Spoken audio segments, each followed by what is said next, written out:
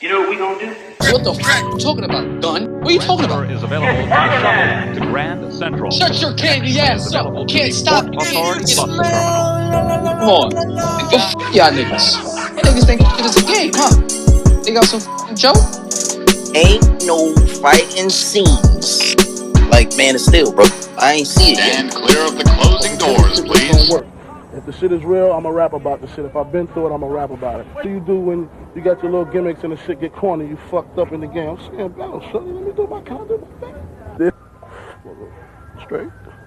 I think my music is being so well received because it's just some real shit, you know? It ain't like I said, it ain't no gimmicks behind this shit, you know? I'm just a nigga that live in Brooklyn that get busy, you know what I'm saying? The shit I be talking about don't be no bullshit. There be some shit that I've been through. I mean, I'm not trying to be no role model to nobody. I'm not trying to tell nobody what's right and what's wrong because I live my life doing wrong. All I can say is if you just listen to my shit and you be like, damn, nigga been through some hard shit. And if you think about getting involved in it, think twice. You know, I'm just a warning in this. What's going on, you bitch-made ass niggas, you bitch-made ass bitches, you real ass niggas, and you real ass bitches? We back in the motherfucking spot, nigga. Cracking the motherfucking 80s. Season 2, 1981. The block is hot. These bitches is moist. And we out here, cuz. You know what I'm saying? Cheer! The fuck is up, man? Late night pod. We on the late night with it, fellas. This is like when we first started podding, you know what I mean? Late night pod with it, you know what I'm saying? Cracking the 80s. It's late night for us, but it's gonna be early morning Monday for them niggas. You know what I'm saying? The crack rock la famille. You know what I mean? Well, hopefully, you know what I mean. We put the pressure on them last week, letting them know they got a bump right at the beginning. But we right. We might get some of these Friday morning bumping niggas. So you know what I'm saying? You never know. But we back, baby, we back, motherfucker. You know what I mean? Cracking the 80s, aka 38 waist enough to put 19 in. Really a 30-60 without the gun, I'm thin. But when the gat is tucked, I'm fat as fuck. Oh. The podcast. Young Hov in the building, your boy. Yo, Rock. I think I need to rap like that again. That's Jay-Z. That's Jigga. I like him. That nigga right there, boy. AKA. Yes, I do. That nigga said, yo, a gun in your face, and that's all you can come up with? I'm done talking. Backed up and clapped him. One in the abdomen. Give me a favor, Duke. The two ways. Yo, how did he was when Biggie died, he had vengeance on his mind. Damn. That nigga definitely had vengeance on his mind, boy. God damn. I always say this. You know who y'all rump with? That's a conversation. Listen, here's the conversation though. That Nas beef was premeditated. It stems from Biggie. I found something out. Okay. Cook. Listen to the lyrics. Hold on. Cook, big mama. Hold on. Biggie's verse on Victory, the first bars was, "And the commission, you're asking permission to hit him." Right? You don't like me, hit him while wifey was with him. You heard of us, the no shady, but on the road lately, the feds hate me. The son of Satan, they say my killing's too blatant. You're hesitating. I mean, your mama crib waiting, duct taping your fam destiny, Nas' daughter, lays in my hand, gat lays in my waist. The first bar was in the commission, you're asking permission to hit him. Who was a part of the commission? Yeah. Cook. I always wondered what that really meant though. That's crazy that you said that though. That first bar is insane, son. Yo, that means it was a collective thing with niggas. Yo, Nas? Yeah, Nas, to get him. It was they were always gonna have beef. Yeah. This was coming from a 22, 23-year-old young man, too. Just to point that out. This nigga Biggie was like 23 talking this talk. Big gangster talk.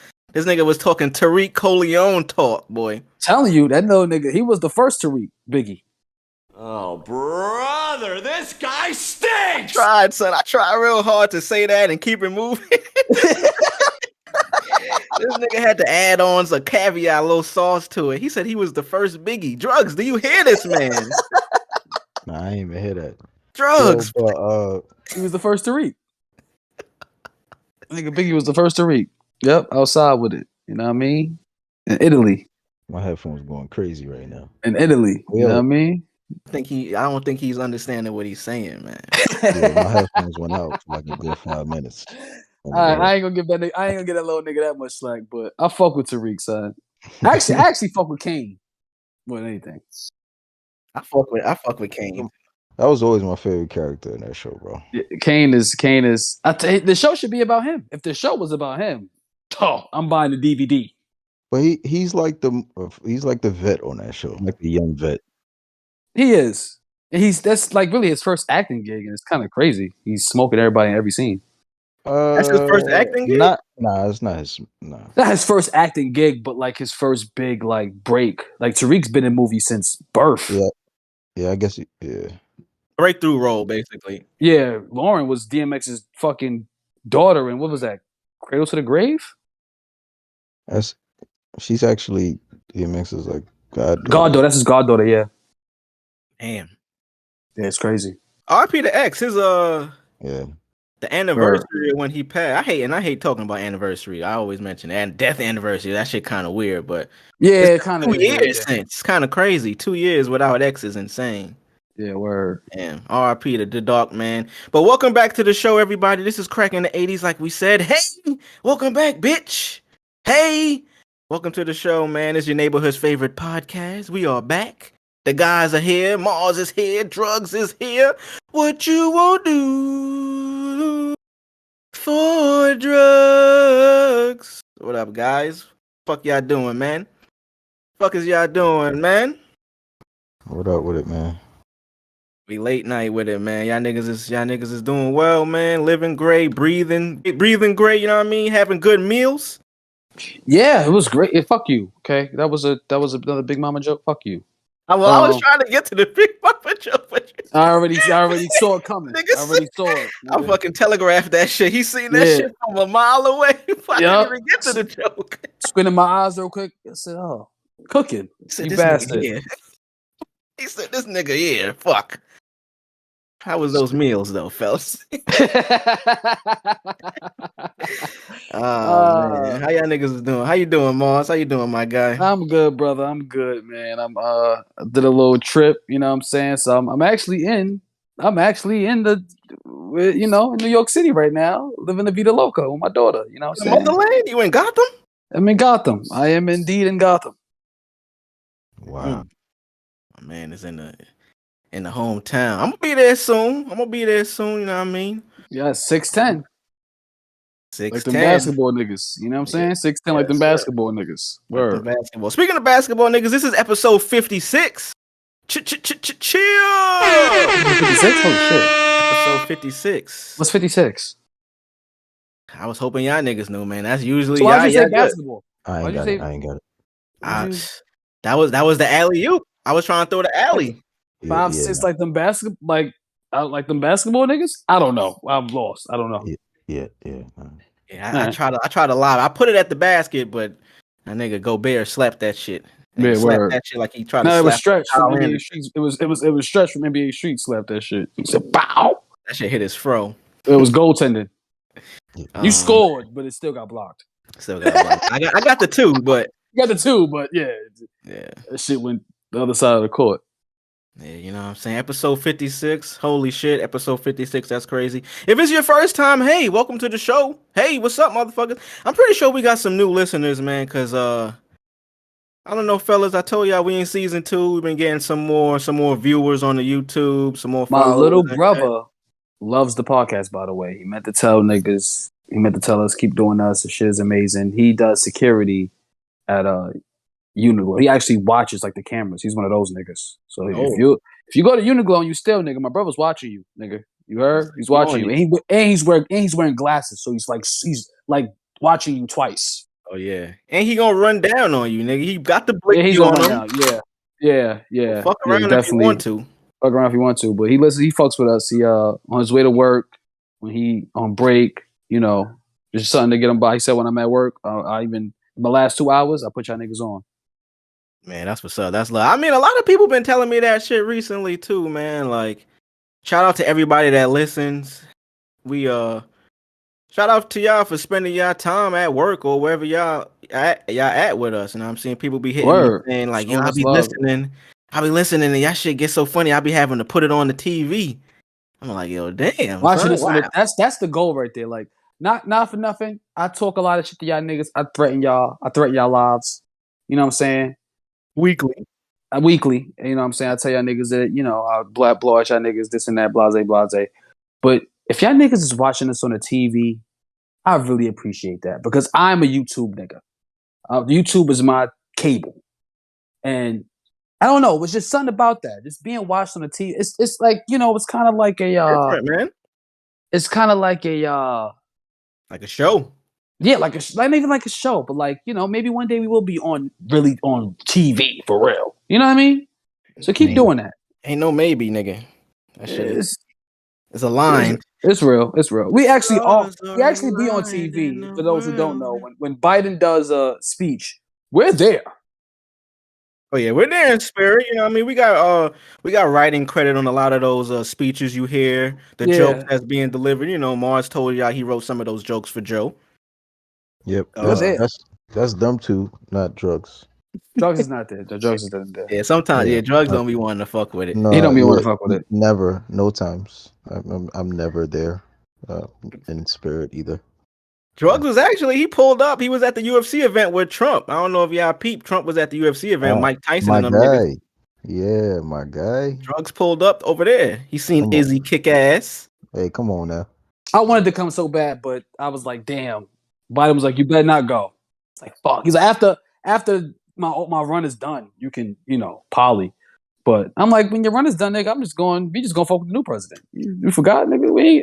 Our dealing with you is with the government, nigga. It's with the Congress. We with Congress. Nigga. You just the motherfucking representative right now. Right now. Trump get back in office, nigga, then you know what I'm saying? Hey, what's up, Don? Hey. What's up, Don? You know what I'm saying? That's funny, man. But what y'all niggas do this week? Y'all getting into anything cool, man? Y'all niggas go anywhere? Y'all see anything cool? Drugs you got? Because I'm about to lay the smackdown with the Mario. With my Saturday. Well, today, earlier this morning. However Saturday. When you guys listen to this, it's gonna be a Monday. But me and the little one went to go see Super Mario Brothers. Shout out to Linden Movie Theater for just being like the greatest like movie theater in Brooklyn. I don't give a fuck about none of that fancy smancy shit downtown Brooklyn.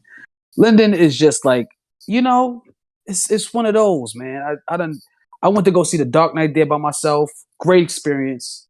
You know what I'm saying? Even during the midst of, teenage years, just going there with girls, first dates. Because it's right there. I grew up in that hood, in that neighborhood. So, you know what I'm saying? This is right there. You know what I'm saying? Shout out to calling a cab. This is back in the times when you had to call a cab. You know what I'm saying? And it was $10, $11 to get there. You know what I'm saying? I had to pay damn near $20 in an Uber from my house to fucking Linden movie theater. It was fucking ridiculous. Shout out to the cab era. Shout out to the cab era. Shout out to the cab era. Word. It was just a business that just had cabs. Shout out to New Lot. Shout out to BB. Shout out to all my cabs out there that was getting to it. You know what I'm saying? Shout out to that Linden movie theater too. That's one of the ones. The McDonald's across the street. It was fucking epic, man. That McDonald's is the one. Coming as a Far Rock nigga, you gotta think that theater is the closest movie theater we have to the Rock. Unless you go into King's Plaza or some shit. That's a fact. It definitely is. That shit is right across the bridge. You pass Cross Bay, boop. Right there. Yeah, left, get on Atlantic. Definitely is. Holy shit. I didn't really look at it like that. You're absolutely fucking right. I remember going to see the Pokemon movie there, nigga. Me and my mom. Did you get the Egyptian Mewtwo card? Did you get that? Definitely got the Egyptian Mewtwo card, and I mentioned it before on another part. Remember I think it was, I forget who was giving these out. I don't know if it was the theater or what, but you got the little Pokeball where inside had the little golden. It was a Mew or Mewtwo for the Mew or Mewtwo. Yup, factory. It was like a golden card, but it was like that shit was hard. But you were saying you seen the Super Mario Brothers movie? Yeah. God damn. Peak. I don't know who the director is of this movie, but he did a phenomenal job. Everybody, just a round of applause for the cast of Super Mario Brothers. I mean, clap it up. Let's clap it up, man. Clap it up, bro. That movie, man, was something special. Like something special. Like that is it the greatest? On top of it being the greatest video game adaptation, it is one of the greatest in 3D animated movies of all time. I don't give a fuck about. Yeah, it was very fast paced film.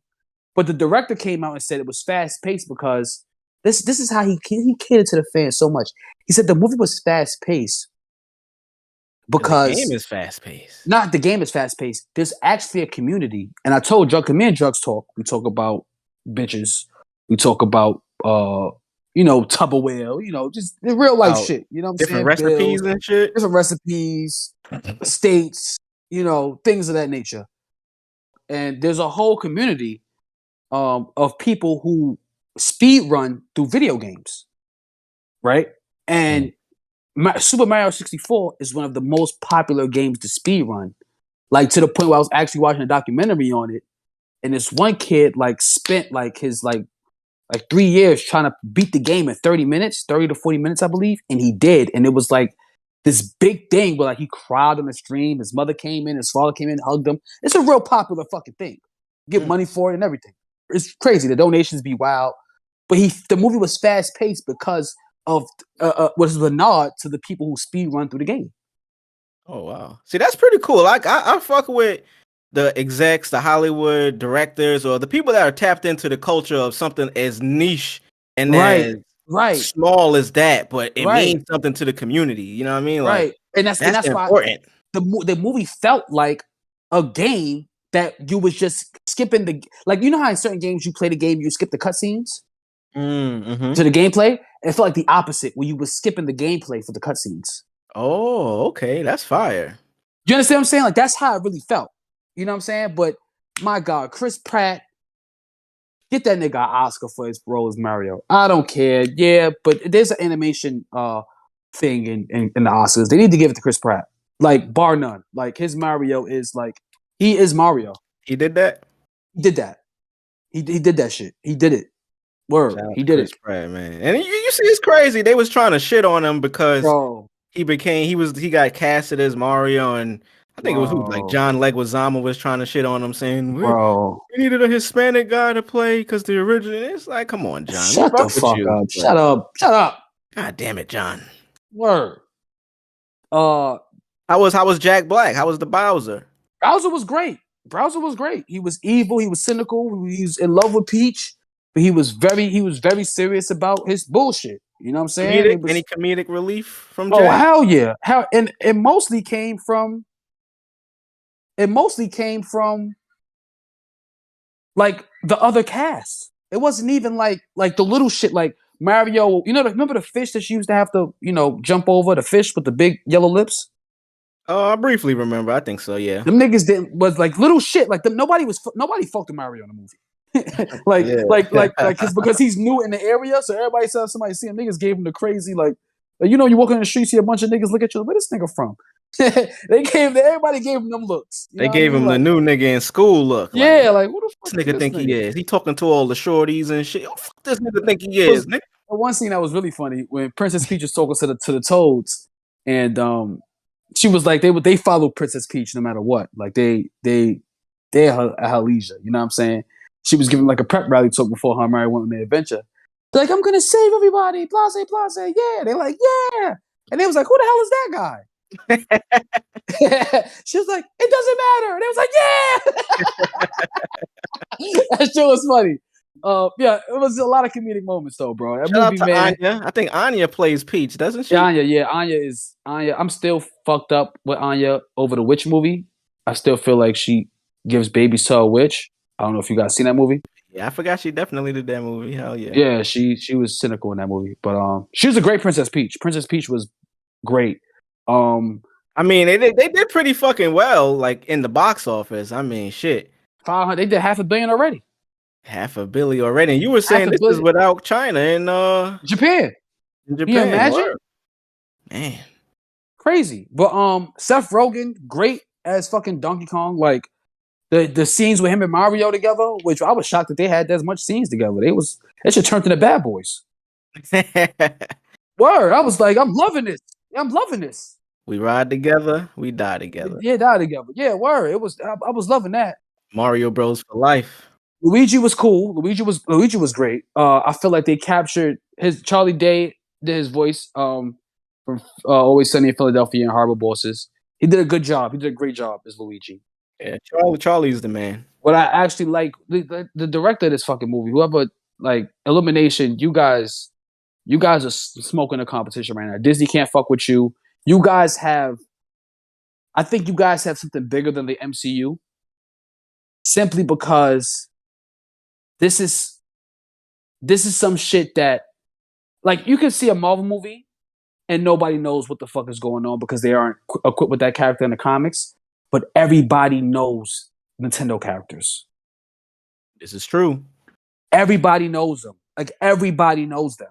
So all ages too. That's important. I think all ages, right? That's very important. All ages, all ethnicities. Everybody knows these people. You know what I'm saying? So you guys got something special. Diddy Kong made an appearance. Bro, it's fucking movie, man. Yeah. See, I was supposed to see it, but ran into some other things today. I'm definitely gonna see it. They played the fucking Donkey Kong song from the 64 game, bro, when he came out. I was ready to cry. Like, this shit is fucking peak. What the fuck? Every scene is like peak, peak, peak, peak. Every scene. There's not a scene in the movie where you're like, oh, this is whack. That's whack. That's corny. No, every scene is, golden. And yeah, I gotta see Lord, it, bro. Thank the Lord I got my daughter the Nintendo Switch years ago when she has games. You know what I'm saying? Our favorite shit is Smash Brothers. So even when the stage came and he was like, she was like, oh, Daddy, Super Smash Brothers. I said, I fucking know, right? I know. Nigga say, yeah, you see?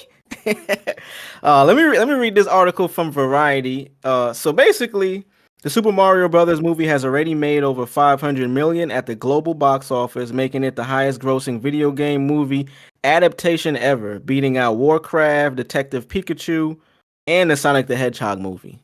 I still ain't see them Sonic movies you've been telling me to see, but Sonic ain't fucking with this. They better change that shit up. This movie shows, bro. Let me show you what this movie shows, bro.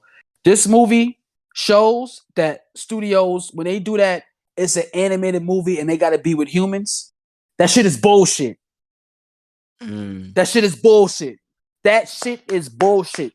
That shit is bullshit. I'm gonna say it again. Studios out there, if you do a video game or even down to like the Smurfs and like, you know, like just old cartoon shows, The Last Space Jam, all that shit. Not even you could just give us a Looney Tunes movie and it'll just be. And I hope that this movie spawns that, because that means it'd be a great age for animation. Like, fuck the humans, fuck us. Fuck us. We don't need to be in these fucking movies. There's no reason why there's a Smurfs movie out and these niggas is in Manhattan. Why? They have like hundreds of episodes in their shit with Gargamel trying to eat them. Focus on that. What's up with Gargamel? Why did he fuck with Papa Smurf and them? I still can't really get to the bottom Apparently, of them niggas taste good. Pause. Apparently, them niggas all taste like blueberries to Gargamel. He's a weirdo. Hold the fuck on, man. How you know that? Who told you that? Did Gargamel himself? He was cooking them. He was cooking them. But how you know they taste good? I mean, he wants to keep eating them. They gotta taste good to him. I mean, they got some people that eat some bullshit out here. I don't know. Niggas all blue. I don't know. Gargamel. He was boiling them too. He wasn't frying them. He was boiling. He had them in a fucking cauldron like he was a witch. Yeah, word. So I don't know, but yeah. I hope this spawns like more animated films or films that come from video games or like TV shows and shit to not be with humans. Like, again, fuck us. This movie smokes. This is why the movie made so much money, because it was a Mario movie and it was a Mario movie. It was what the fuck it was. Like, you see that logo? It is exactly that. There's a Mushroom Kingdom. There's the Kong Island. There's Yoshi's. There's fucking. They had bombs, bro. They didn't forget about the bombs. You know the bombs, the walking bombs with the eyes. They fucking like Bomberman and shit. They came. Bomberman. They had them niggas. They had fucking. Yeah. See, it sounded like they did this shit. See, my sister was telling me last week when they was here for the Easter weekend that because they went and seen it, they was telling me like, yo, they did a good job. And this is my niece and nephew and my sister. You know what I mean? My sister's older than me and my niece and nephew are the younger. And both of them, like, two different generations. huge gap in between. Both enjoyed the movie and got all the references. So you that just is a testament to they did this shit right. But it's cool and it's funny that you mentioned in this article here, Super Mario movie passes 500 million globally, becomes the biggest video game adaptation ever. It just makes you think, like you said, like for the future of motherfucking video game movies and shit. And I know drugs. I know you was kind of specifically talking about this shit, just like the future for where video game movie adaptations can go. You know what I mean? Right. I mean, my imagination be going crazy. So, once I seen that shit, I started thinking about all the other video games that I fuck with that they could probably. Y'all remember when Doom came out? And they had The Rock play his. Yeah. Did y'all actually? I kind of liked it. It was good. That was a good movie. That was actually one of The Rock's best roles too. Yeah, it's not even talked about. It's not talking about. I don't understand. Doom. I'm gonna be honest. I never seen Doom, and this is another one of those movies where to social media hype or just shit I was seeing on the internet back then, and it was just it was the same shit that I was hearing about Man of Steel. Why I didn't see that originally when it came out. So we're talking about Doom, not Dune. Yeah. What? Doom. Yeah, Doom, the video game. What you talking about? It was on the internet when Doom came out, though. Nah, but it wasn't. I mean, it was social. It wasn't like Instagram and shit, but it was definitely like you could find. He was on forums, so you was knee deep in the trenches. Doom, sure, that when was did Doom come out. That was social media. It was like 2005. Oh, okay. Yeah, Doom. Damn. You talking about Doom? I think it's. What you talking about? Dune or Doom? Doom with the Rock, right? D-O-O-M, yes. Yeah. Oh, damn. See, I didn't realize this was 2005. Wow. Okay. Yeah, the video game, bro. You remember Doom? No, I remember, but I don't know why I thought this movie was. It ain't. See, 2005. That's wow. Okay. Yeah. See, it definitely wasn't no social media. So this was probably just some word of mouth movies that I heard the shit was ass, and I was like, I'm not gonna go check it out. But either way, my bad. It's not ass at all. It's not ass at all. No, it's I not think ass. I think it's ways that they could have obviously now, but the concept, how that shit fire, bro. It's the game. Like it's really the game. Like yeah, they got the first person. That's one of the movies. Like I said, I'm gonna check it out just cause when it was out, I was Resident Evil. Like the fact that they did those films, the way they did those films. And what's her name? Mila. She has a crazy last name. I don't want to butcher it, so I'm just gonna say Mila. Yeah. Apparently, her husband is like one of the producers on those movies. So that's why she's always has a role in these movies. And they've never like Resident Evil has the potential to be like if they followed it to the T, has the potential to be one of the greatest horror films of all time, like franchises of all time. Yeah. Like the story is that crazy. The scare moments, like.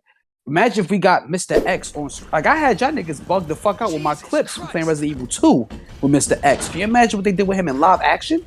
Yeah, if they were to make that would be. They would have to do it the right way, though, man. They have to stick to what the fuck these games are here for. Like, that's why I said Hollywood is fucking lazy. And I'm glad Illumination put fire under these motherfuckers' asses because hopefully now we get some pretty accurate shit. I think the future, just going back to the overall topic, I think the future of video game movies is gonna be epic, man. Because like you said, we have a standard now. We have video game adaptation in a series, exactly. Last of Us within a whole series, and Mario, and then now there's Mario, and and I mean Sonic was pretty fucking good too. According to you said it was good. Sonic was good. It did really well in the box office. But after watching Mario,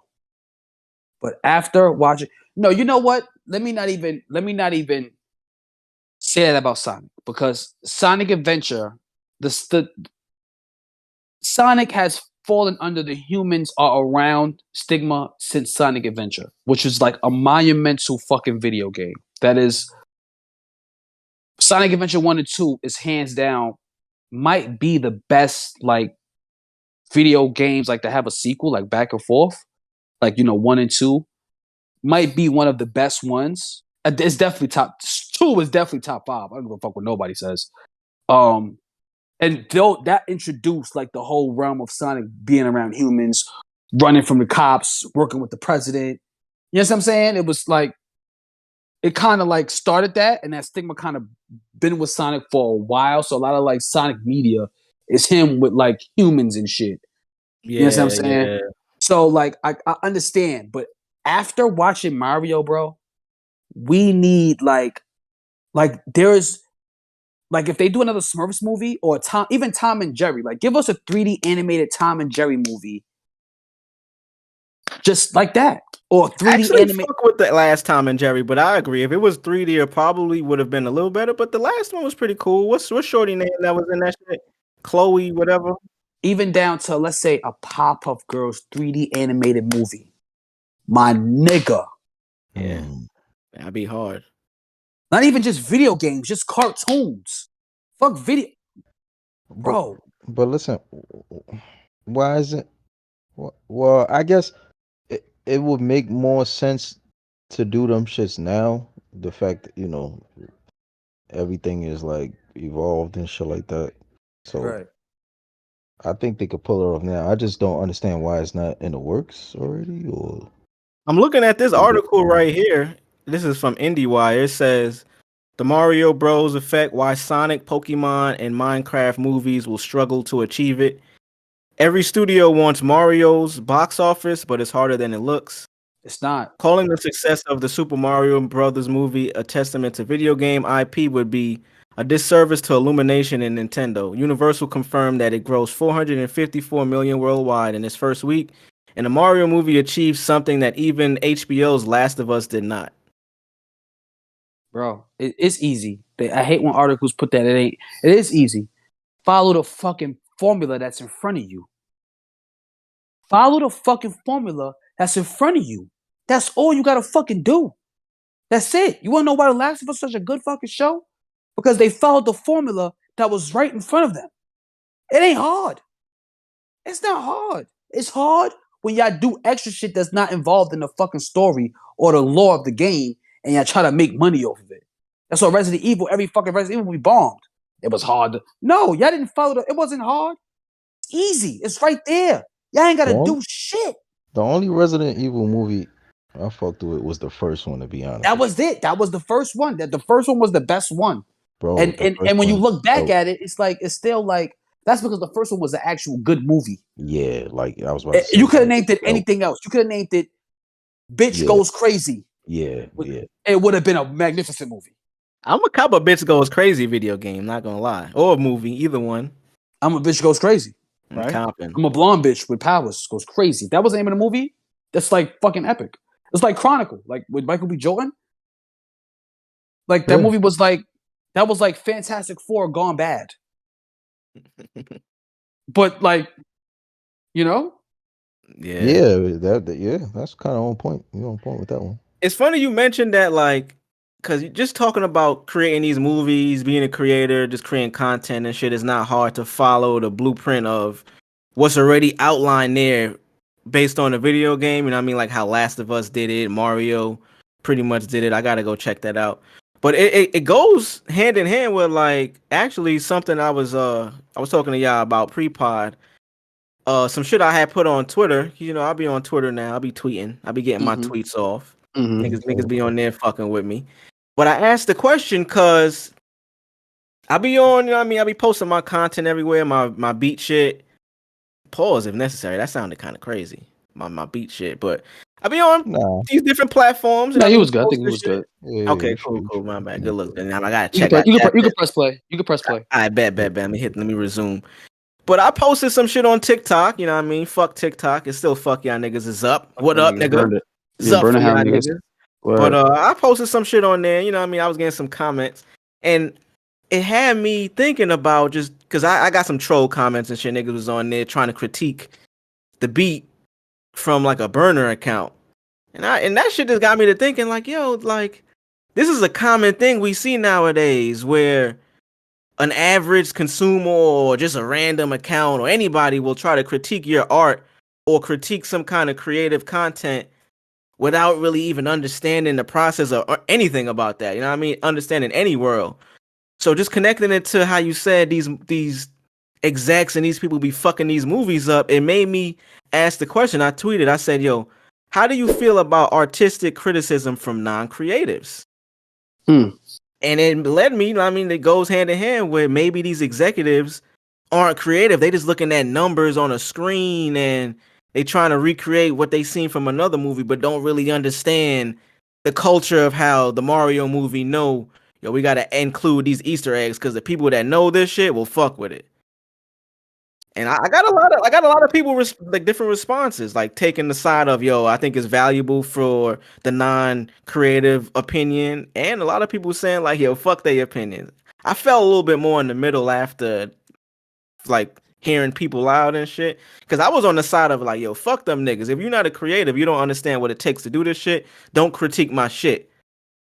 Right, and that's 100%. I don't fuck with critics at all. I don't like them. I feel like the world would be a better place without them, because who the fuck are you? Mm-hmm. Same thing with like what's this white boy name that be doing the reviews on music? Oh, Fontano or some shit. Fontano. Like you can't give me your opinion on rap music, nigga. You ain't never been in the hallway smoking weed and had to run from the cops. You ain't even do that. So I can't hear you out. I don't give a fuck what type of instrument you played or because you know music. No, it's different shit, bro. Stick to what your culture brings. And I'm not that guy. I'm not the racist guy. I'm not the one to stay this, stay that, stay this. But certain shit You're not racist? needs to be, no, far from it. But certain shit needs to be reviewed by people who come from that shit or who knows that shit best. Or just knowledgeable, bro. You don't even have to come from it. Like, because I Right, look at niggas like Skip, Stephen A. They not basketball players, but they come in and speaking They from come fact. from it. Exactly. They grew exactly. They're like not just speaking. Grace Randolph, this fucking cunt, you know, she's sexy when she's fucking with the Snyder fandom, but she's a bitch when she has some other shit going on. Cause she's a disaster. He's a doozy. She came out and said the Mario Brothers was one of the worst movies she's ever seen in her life, right? But then on Twitter, before you finish, is she like a popular like critic today? Yeah, she's not a popular critic, but she's known for being a critic. She's known for having scoops and shit like that. Oh, okay, that just sounds like she's not really a critic. Shit. Like, no. You know what I mean, somebody probably paid her to trash it. She got a little bag. No, probably so. It probably was Disney. I'm pretty sure Disney's furious. Disney right now, they're furious. They're furious. They're fucking burning right now. How the fuck did they make all this money off of Mario? Like, them niggas might make a 3D animated Mickey Mouse movie off this shit. And they better do something. Which don't sound bad. 3D animated Goofy Donald the Mickey Mouse movie? That sounds fine. They do it right? Yeah, they do it right. That could be some gas. Yeah, but back to just criticism from people that aren't of. Yeah, she said it was the first. She said it was one of the worst movies she ever seen. Right now, she said on Twitter, people asked her, maybe it's not for you, blase blase. She's like, yeah, I played the Mario games as a kid and never was into it. So what the fuck why even tweet that then? And that's my point right there. I'm glad that's where it came around to, because that was me. Because I was responding to people. Like I said, this shit, the views. I've been responding to niggas for like 2 days off of this one tweet, but. That was basically how I said. I'm like, yo, people were saying, yo, like the average consumer that isn't artistic. People were saying the average consumer isn't creative and artistic, so their opinion should matter more because they're the field. Like the field is just those type of people. And I'm like, yo, nah, because when you creating anything, you shouldn't be playing toward everybody.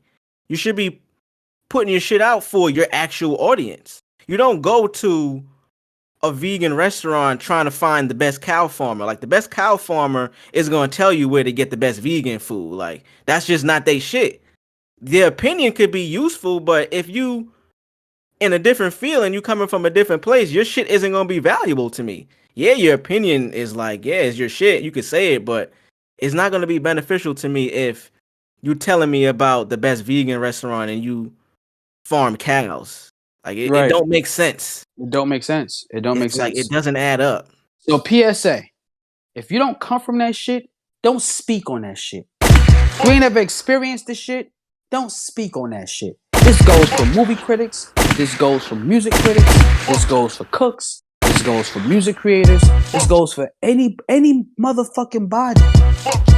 Any motherfucking body.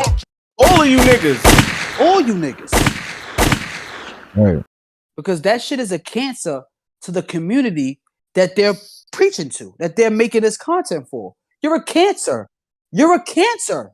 You're literally a fucking cancer. You have no stake in what the fuck is going on. Stick to what the fuck you know best. Stay over there. Stick to the peaks and valleys that you're used to. Don't go chasing waterfalls. Don't go chasing waterfalls.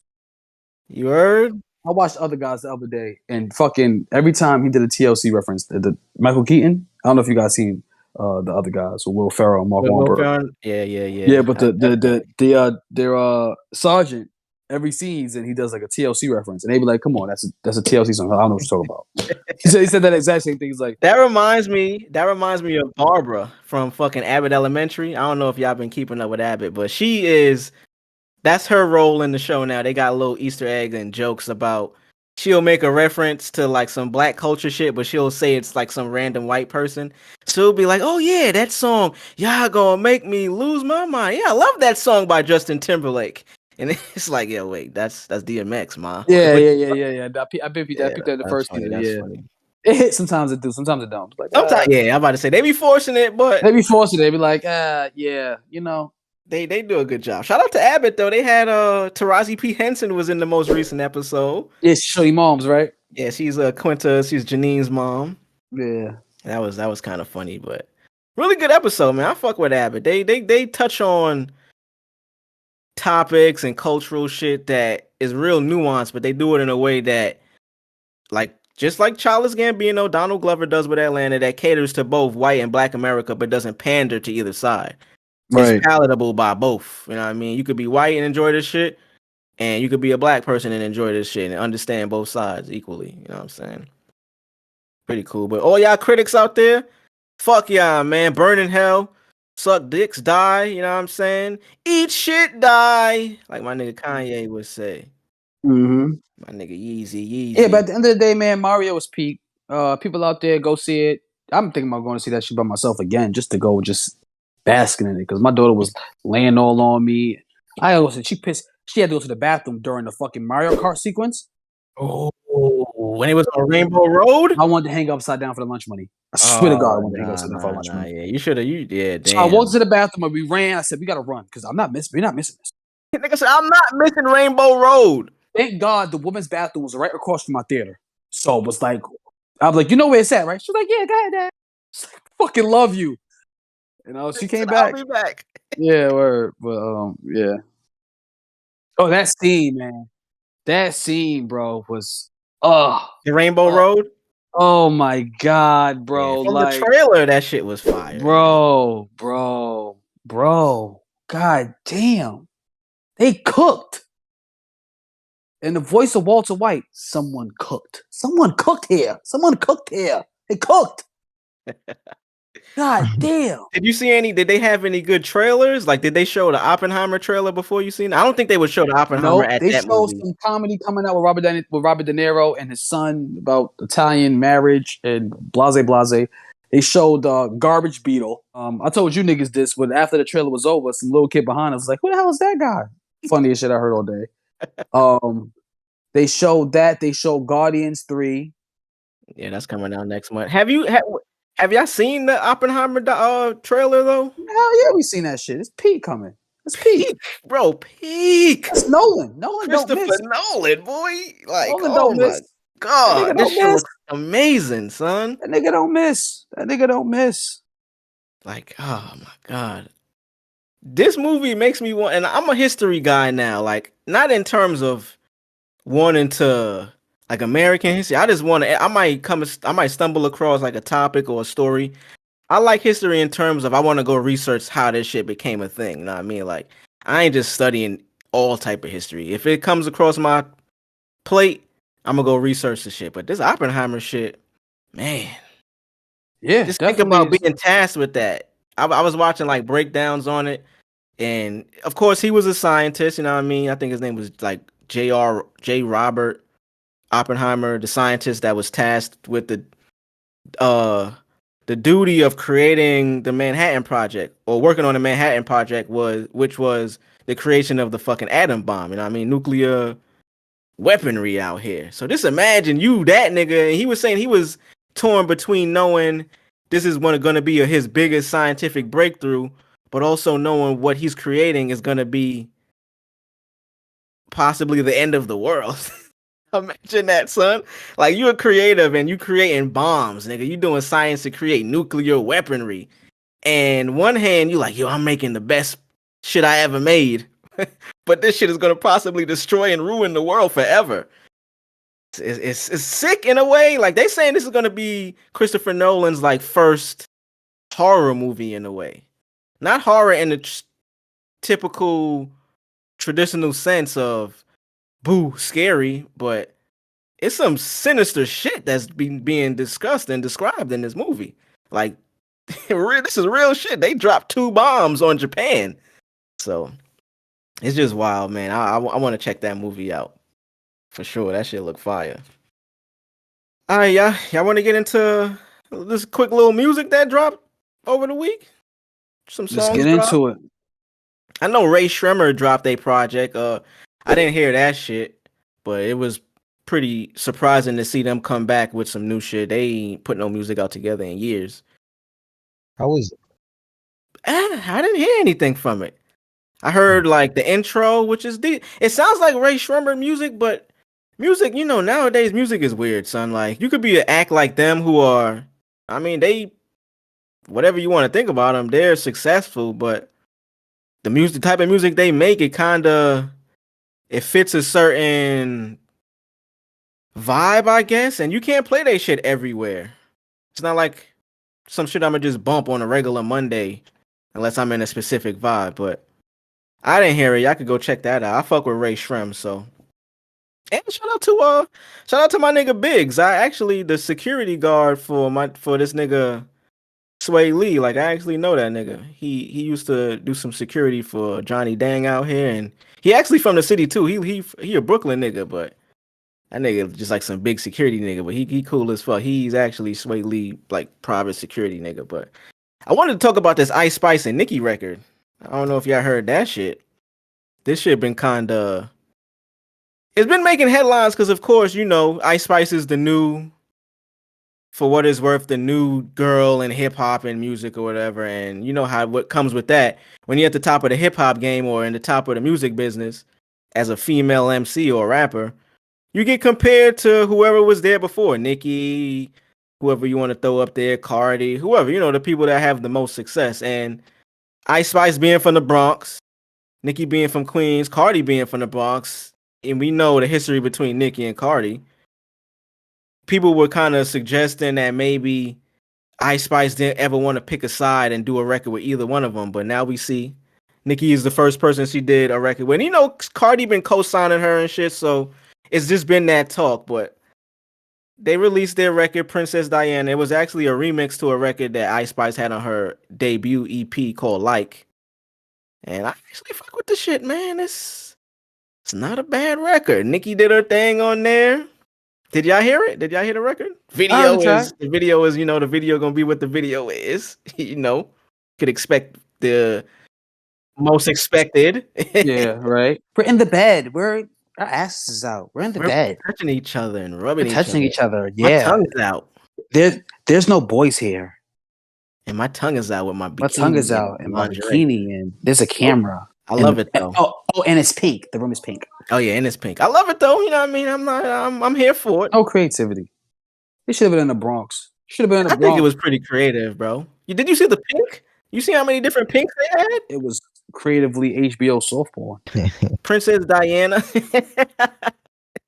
Like I said, that shit was Skinamax. That shit was Skinamax, nigga. That shit was boom chicka wow wow. But I mean, so whatever you think about the record, it is what it is. But how do y'all feel about, you know what I mean? We see Nicki. We know Nicki is top of her game. Nicki is 1A, 1B, number one. Can we say that? Like, how we feel about Nicki going on this record and, you know what I'm saying, just the verse in general? Because the verse, I fuck with Nicki verse on there. She was spitting on that shit, but some people were just saying that it's it's kind of typical from Nicki at this point. She hasn't really elevated in any way. Yeah, she's at the top, but I guess people kind of expecting her to do a little bit more now. Or what y'all think? Do y'all think she has to do any more? Is she solidified in where she is in her career? How y'all feel about it? It's about Nicki, right? Yeah, word.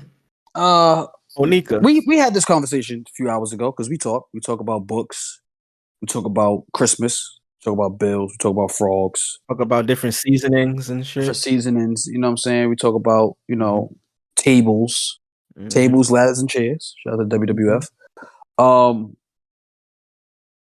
I feel like Nicki, at some point, you need to evolve. I get it. And who is this? This is Marz? This is Marz. This is Marz Okay. talking. It's Marz from Crack in the 80s. Yes. I feel like at some point you need to evolve. I feel like you are a dope MC. You're one of the greatest female MCs of all time. No debating. I don't think anybody could debate with me on that. I love Pink Friday. I feel like that's your best piece of art, piece of work. It's up there with La Bella Mafia is good, but didn't age that well, especially how the verses are structured. I feel like Foxy Brown's first album is the definitive female rap album. Yeah. I mean, Lauryn Hill. But I'm talking it's about not like rap. Lauryn Hill is like. Oh no, don't get me Lauryn wrong. has- It's rap, but the entire project is more than just rap. So Yeah, Lauryn I don't Hill. just category. That's like Thriller. You put that in a whole nother Yeah, spectrum. okay. It's like Good point. like- Good point. Thriller is the greatest album of all time. Can we agree on that? We're not going to agree on that. I'll agree to that at temporarily. I'll agree to that. Right after that, it's the what's Lauryn Hill album? Whatever that Yeah, album's called. Miseducation of Lauryn Hill. Yeah, I feel like it's right after that. Like that's.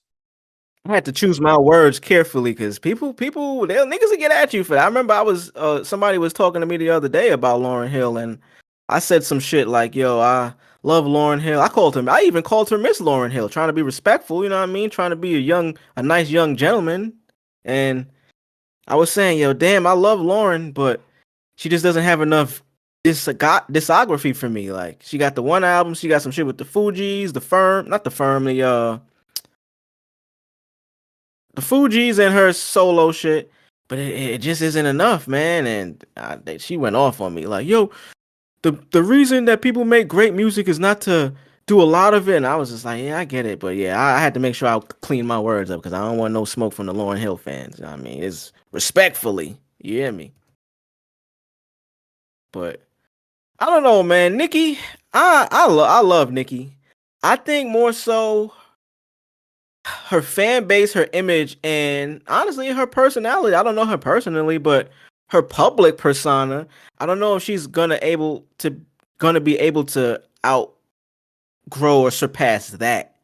Not because she can't personally, but because her fan base won't allow her to. I think her fan base will follow her in the sun. In the great words of Jor-El, they will follow her in the sun. Superman's. They'll follow her in the sun. I feel like she just needs. Oh, guys, it's different. I think. Yeah, I mean, I agree with you to a certain extent. Because I still believe fans are mad fickle, so they gonna fuck with you. But I don't know, it's like a different type of support. Like, when it's genuine, like, you could tell, like, you know what I'm saying? Like the sales is gonna be up, the views is always gonna be up, she going platinum, she going number one, she doing this, she doing that, she selling out. I mean, if that's not the result, then yeah, it's not gonna work.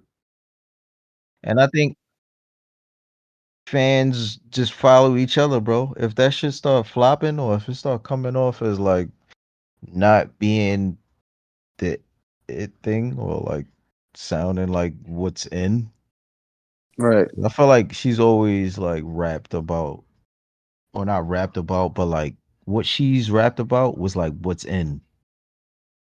Like, you know what I'm saying? Definitely, and I said this to you guys. I said, if the female rappers, the upcoming female rappers now was all on some like not spiritual miracle, you know, just way more conscious and just had a meaning, a message, or you know what I'm saying? Like not even Talib Kweli.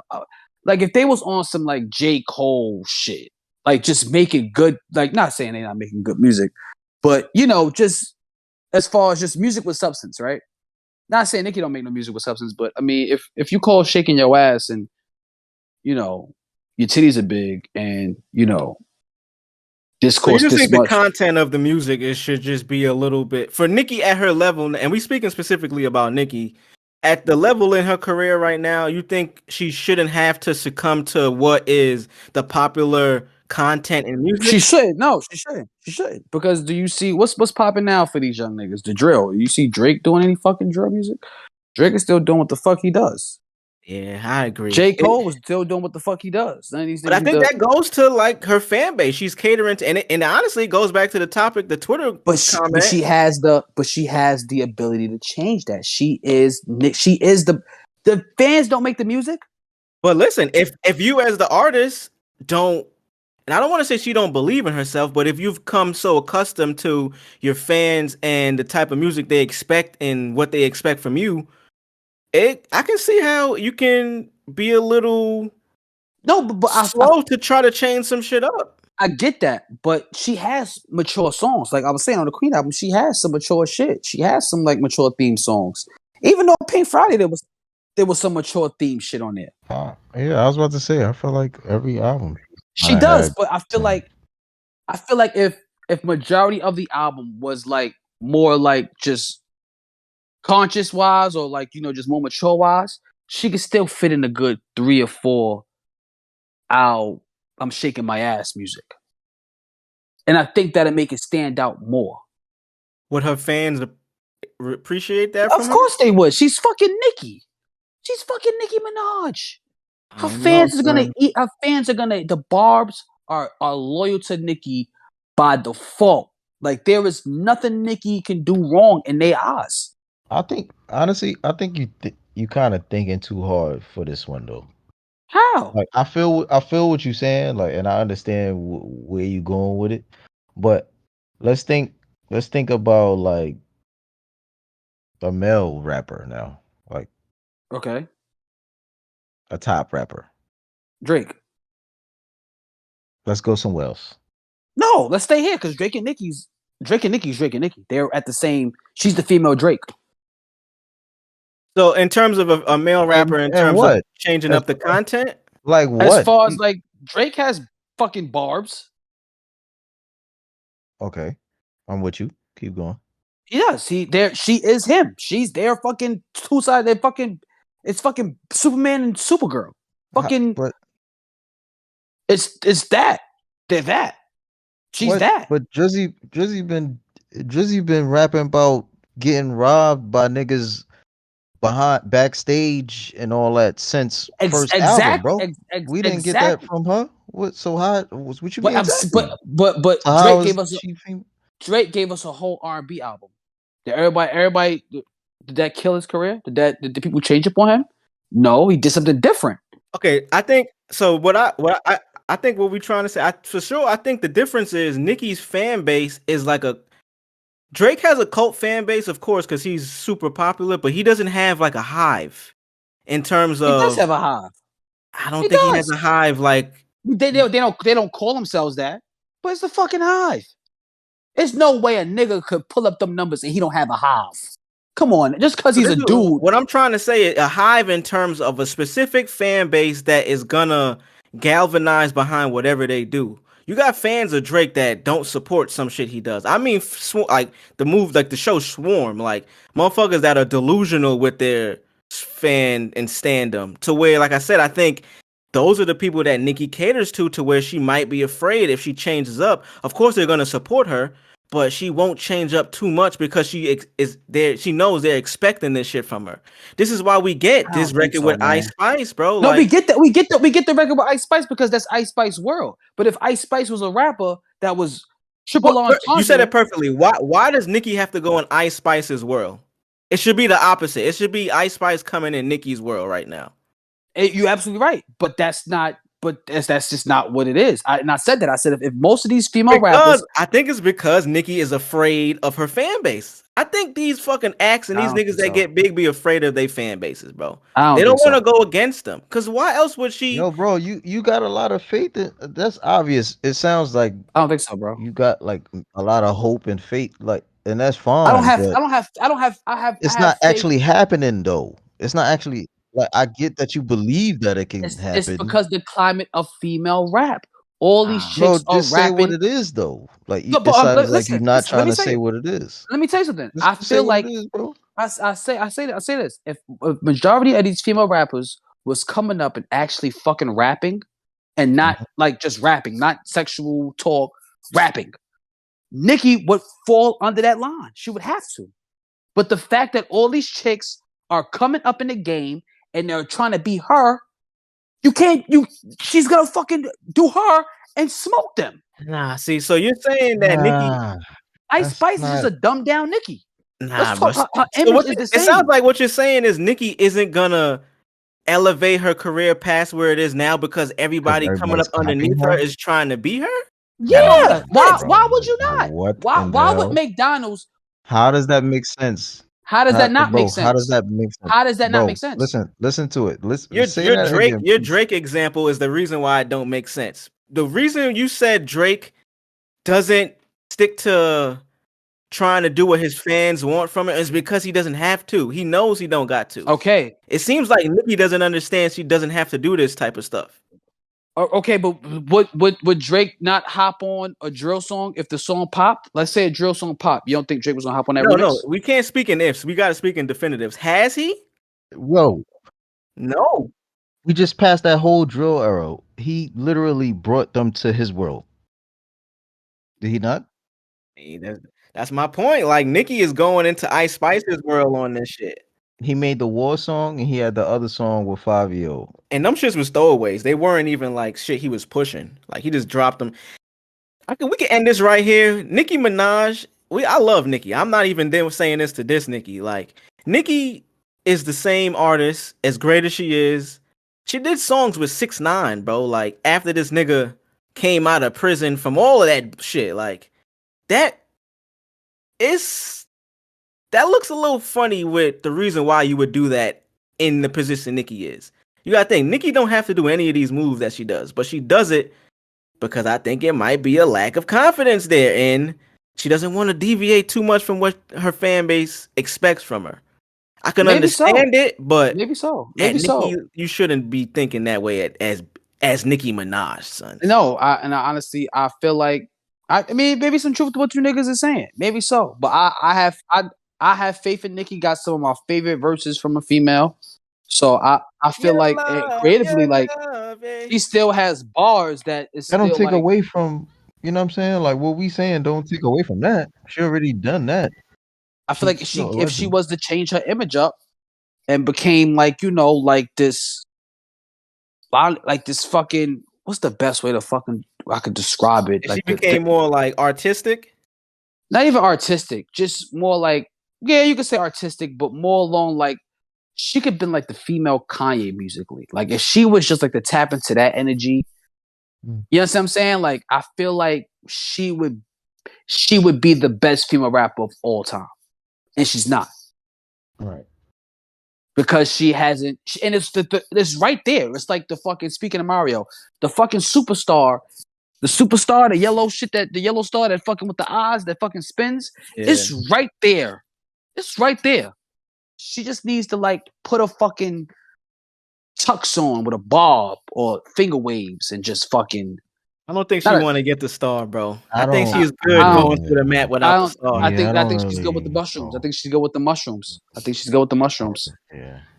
I think she's good with the mushrooms. She has like the super mushrooms. I don't think she wants it either. I think if it didn't happen by now, it's like it's kind of done with. Yeah, I would hope so. I mean, she has a son now. It's like the perfect fucking thing. Like you have a son now. You're married. She's married to this guy, right? It's over, bro. It's over. It's She already done got the It's big Jover? crib, married. It's Jover? Jover, bro. It's Jover. With the dog. She got it. Why did not rap like that? Why not put these? Because she has no idea if she was to rap like that, she would change the climate of the female mindset. Yeah. She would. You're not lying. I'm not lying. I think she probably deep down knows that it. Think it's the wouldn't. suits telling her? What if Nicki actually wants to make this music and the suits is going, nah, shake your ass. And hell no, you're giving Nicki mad benefit of the doubt, bro. I am. I love her. Yo, That's this nigga was in Queens today or something. He was definitely in Queens earlier. I was by the movie theater. Yeah, see, I knew it. Like, it's too much bait. I didn't even know the Cape store was open today. I recorded my first mixtape in Queens. Yeah, see, I didn't know the Cape store was open today, but this nigga copped a lot of them shits. He even passed some out to us. So I went to go see Super Mario Brothers. Yeah, the fuck did you think? He saved Princess Peach from Bowser. Look, there you go. Look, pink print, Peach, Princess Peach, Princess Diana. I see you. See the connection? Yeah. I follow on the rules of Tariq Corleone, trying to save Lauren, but he didn't. He didn't know that. You want to get into power? I mean, power, man. Power? Did you see the new episode of Power, my guy? Yeah, I did see the new episode of Power, man, and peak, bro. Like, yo, let me tell you something. One thing I like about this show. Let me tell you something. What I like about this show. What I love about I love about this show, right? It continuously shows us bitches with power are the stupidest people on the planet. It continuously shows us that. I don't know if you caught that. This stigma of bitches with power are stupid has been going on since the dawn of Tasha. She's the original stupid bitch with power. Who you relating to specifically in this episode? Huh? I said, who you relating to specifically in this episode? The fucking lawyer bitch, the prosecutor bitch. Yeah. Right? Yeah. She's an idiot. Okay. The Spanish, the Jennifer Lopez cop. Oh yeah, I call her Jennifer. I like her, bro. Like I like her, but I hate Blanca? her. She's nosy. She's like fucking. Oh God, good God! But they always one step ahead. She one of those nosy people that are nosy and on to everything, but can't figure it out. Right. Like, how you that nosy, but you can't see what's going on? Like, right. Oh man. Monet is the dickhead of the week. Monet is. I mean, she got some get back this She's episode though. She ain't get no type of get back. She didn't get no type of get back. That was arguably the most stupidest thing she's ever fucking done. And that smirk that she had at the end of the episode, she's a fucking idiot. She's a fucking idiot. You went and told this girl that Lorenzo got your husband killed, right? You're pretty sure you told the son too, right? Knowing that these kids love their fucking poppy. The guy's a good fucking father. He legit made a mistake shooting Zeke thinking it was this nigga. He made a mistake. He came out. We seen him actually come out and tell her. Let's break down some of what happens in this episode. So that he does come, like we seen the end of last episode is when was that the FBI nigga that they shot when they called, they set him up, they made him come to the crib. Yeah, and, what's her name? What's Crimson Chin name? Crimson Diane. Chin. Oh, Diana? Yeah, Diana. Crimson Chin. Watch him out, bro. Bro. You wildin', son. Crimson Chin, though? Her chin she has a big chin. Yeah, I mean, that's cool. She do, but that's all right. A lot of love. It's a signature. And she's fucking with Celine. She's kind of corny right now. Yeah, that's kind of corny. I'll throw some dirt on her name right now. now. Right there. She's fucking with him. He said some corny shit in the episode this week too. Some other corny shit. And he said I'm corny. He said I'm corny. I'm Celine. So what else we see in this episode? We see Monet shot the cop. We see the aftermath of that. They at the crib trying to figure out what's going on. They trying to question her, and Lorenzo is there sticking up for her. Hey, that's my wife right there. She's the victim. Don't treat her like that. I told for the cop, all right? Ain't y'all niggas done answering questions? I think. Word. Being a solid black father. Solid nigga. Love Puerto that Rican nigga, fathers. Word. I love that nigga, son. He remind me of my grandfather. Yeah, he remind me of my grandfather so much. That shit is crazy, son. Word. It's my grandpops right there, son. Yeah, that's right there. They got the Man. same cut and everything, same type of style cut and all that shit. He had the same motherfucking Versace polo on. Nigga. Word. Word Shout out up. my grandfather, man. I miss you, man. I gotta Word call up. you sometime. We seen Tate at Tariq class. That class that they be in, they be talking about some shit in there, bro. Them topics, they be getting intense. They ain't never write nothing down though. Where's the homework at? They ain't never taking no notes. They ain't They got never no. taking them niggas just there talking. notes. Nah, but black people is black people, and they be like, nah, the You Asians can't be is black Asian. when you're not white, and then you got this You advantage. can't be white and you not rich. But prison. Prison. But it's literally like that, like every season though. Like every season. Every season, yeah. Every season. Nah, they ain't finished this class yet. Well, you know what? White people are evil. Nah, but black niggas be robbing niggas. I forgot this is the accelerated class though. Remember, this is like a one size fits all class to where, because remember, Tariq is only in college because he's trying to get that trust money, and this is like the shit they set up for him to where he could kind of what's the word? Not escalate, but I was gonna say escort. What the fuck? Well, he could get through college faster. So this is like an expedited. That's what I'm looking for. Expedited. Yeah, but why are they all in the same class though? Yeah, I don't know. There's literally all the same people every episode. It's a special ed class. Yeah, Brandon's sister's even in the fucking class. I'm like, this bitch is a cokehead. The fuck she doing in there? We see so the Italian investors where my nigga Crazy Chris from The Wire. They got Crazy Chris as a billionaire. That's some crazy shit. Billionaire. I got another B. That nigga sponsored by Jay-Z. That nigga playing Jay. We gonna call him Jay-Z from now on. So Jay-Z. Yeah, Jay-Z is definitely there trying to do business and shit. You know what I mean? This is the part of the episode that pissed me off the most. You know what I mean? Not the meeting, because of course we got Crazy Chris. He's the new investor with the firm that Tariq and Braden is working for, the family firm. They're using Tariq because he's black to get the business from Jay-Z, aka Crazy Chris, because you know what I mean, he's trying to use him as the intern. Like, yo, I got a black guy here. Help me out. I got a nigga here. Or don't be a nigga, be my nigga. That's basically what he told Tariq, bro. Don't be a nigga, be my nigga. Somebody here with this nigga tie on. Right. But the part that pissed me off, so they about to fly to Italy, you know what I mean? They about to set up this deal. They getting on the PJ, they getting on the private jet, and we got Tariq here. We can see the picture. I don't know if y'all see, I'm sharing the screen. We see Tariq and Effie, they taking selfies. Effie, of course, she's the baddest bitch on TV again. You know what I mean? Looking marvelous on screen. They taking selfies, and then Braden pull up with Kiki. She looks like a cute mouse. Yo, again, with the disrespect, bro. What's up? I'm sorry. That's you 2 for 2 right now, bro. What's going on? Just is hitting too. Jokes. Don't say nothing about Lauren, because she coming up next. Lauren valid. Lauren valid. All right. I'm just checking in. Bro. Lauren could have been 3LW. But the part that pissed me off, so they walk into the PJ, right? This nigga Braden, he with his new boo, Kiki. She's cute. Yo, she's cute. I like her. I fuck with her, and I like her character. But he telling her they already jumped off, so he telling her, "Hey, are you ready to party when we get there? It's party time. Yeah. Ready to do some coke with a white man?" She like, "Yo, this is work, bro. Like, this ain't party time." And he's like, "Yo, it's never work because I'm the party." He say some corny shit like that. He runs to the PJ, drops his phone. Of course, she picks it up. And, you know, just like anyone would, you know, I usually do this. You know, we all do this. When you pick up somebody else's phone, of course you're going to go check the notifications that's on there. I mean, who wouldn't, right? Like, a phone that doesn't belong to me? Yeah, but just check the notifications. Yeah, why not? Sure, why not? Why not? I do this all the time, you know.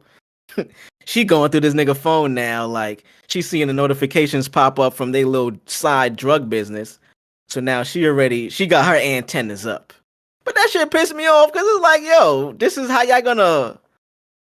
This is the writing which y'all was kinda a plot hole, because if you're listening to your music on your phone, the further you get away from your phone, the music dies down. Exactly. He put his AirPods in. Oh, that shit just cuts off. Right. So my man was on a PJ. When did you realize that you didn't have your phone? I know my phone dropped. I could be falling and I know when my phone's dropping. I could be like, it probably didn't make no sense, but you get what I'm saying. I was trying to follow you.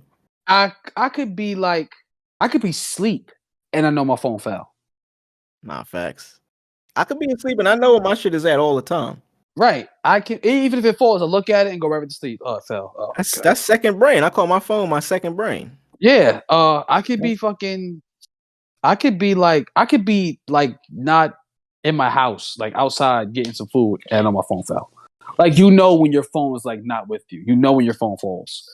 So Yeah, nah. that's like it's like the first plot hole Power's ever had, which is like not really Ever? a problem. Ever in like the history of Power? First? The history of Power, it's like the first plot hole. Oh, okay. This must be like greatest show on television ever. Might be close. Okay. Got it. We see so they get to Italy, they have the meeting and everything. Like of course they got some deals that they going on. Crazy Chris and Tariq, it seems like they on the same page in terms of We're niggas and we're smart niggas. we're sticking together. Word. Yeah, we're smart niggas. Right. Yeah, we're We're smart. sticking together. Smart niggas. Smart bros. Another part that pissed me off, we see the African plug just show up in Italy now, just hey, we're here now. It's just like a crazy plot twist, like one of those crazy plot twists you didn't see coming. Oh shit! Wow. Oh wow, they made it to Italy too because Nice. yeah, they didn't know. Yeah, I liked it. I liked that a lot. Yeah, it was great, huh? Yep. Really good writing. Yeah, Amazing. It was like peak, like especially the way like they like approached them. It was like just I'm popped up out of nowhere. I'm thinking like we're about to have restaurant. a heartfelt moment, like oh Tariq and his girlfriend. Then the plug comes like oh that's right, yeah. Oh yeah. I was like whoa, I didn't see that coming. He said, "Holy cow!" Yeah, word. They always pulling up with some extraordinary Mission Impossible task for these niggas. All right, so now Mecca was doing this for us. Now you got to go to the Mount Kilimanjaro and bring back 2 chicken nuggets and make sure one of them is golden. It's like, yo, fam, what's up with these missions? You gotta go to Mushroom Kingdom and bring back a Yoshi egg. Bro, like they be wilding with those shits, and of course, in the next scene, they doing the shit. They at the nigga crib, the Italian guy crib, trying to get the bug that they placed and all. It's just like, yo, damn shit. And the Power universe should be progressing pretty fast, son. It's Power. It's like it's because it's real shit going on. It's Power. It's like and it's like you don't know what's gonna happen next. So it's kind of crazy. I heard the next episode is in Krypton. Nice.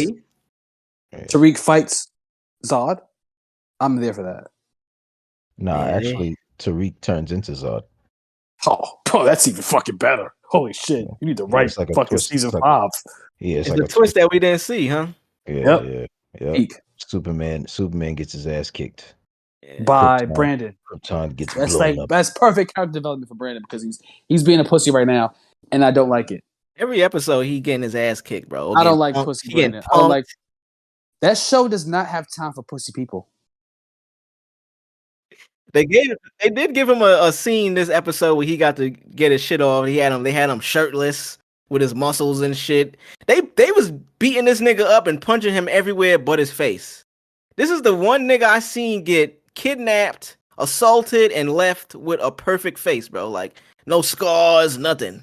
They traded him back for the fucking listening device at the end, and this is where it got even. This is where it got even more epic, right? Like more peak.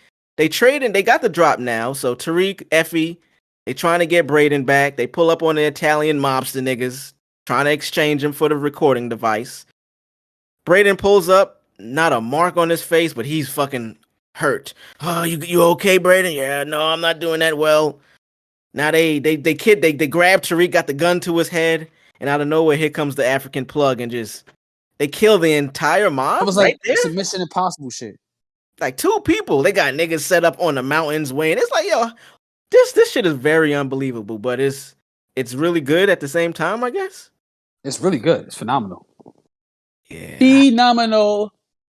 Peak. I don't know, man. And then of course, course, edge of my seat. Literally, dead ass. I was at the edge of my seat. Like, I'm not even like SpongeBob when SpongeBob was watching when Gary caught SpongeBob watching the coral porn. Yeah, I was edge of my seat. Like no, like seriously, I really was. Crazy shit. And of course, we see the end, and we see Lauren. Tariq finds out Lauren is alive. Sax and the other woman, Sax Boo, was she in the FBI? She playing both of them. Lauren comes out the crib with the PJs on. And those great New York City boobs.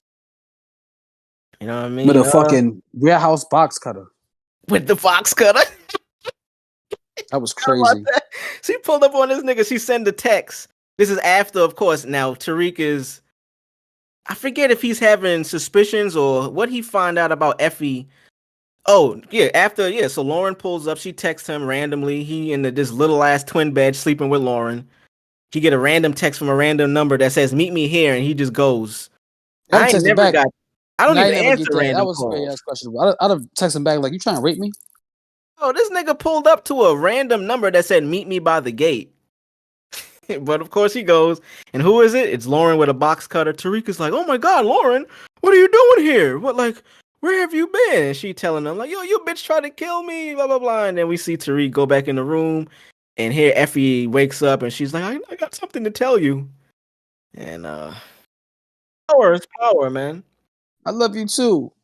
And it's just like, you dirty, slimy. He looking at her like, you slimy bitch. I'm looking at her like, yeah, ma, you sexy. Nah, I'm looking at her like I'm Tariq at that point. I'm like, you slimy, you fucking mouse. You motherfucker. Yeah, you fucking mouse.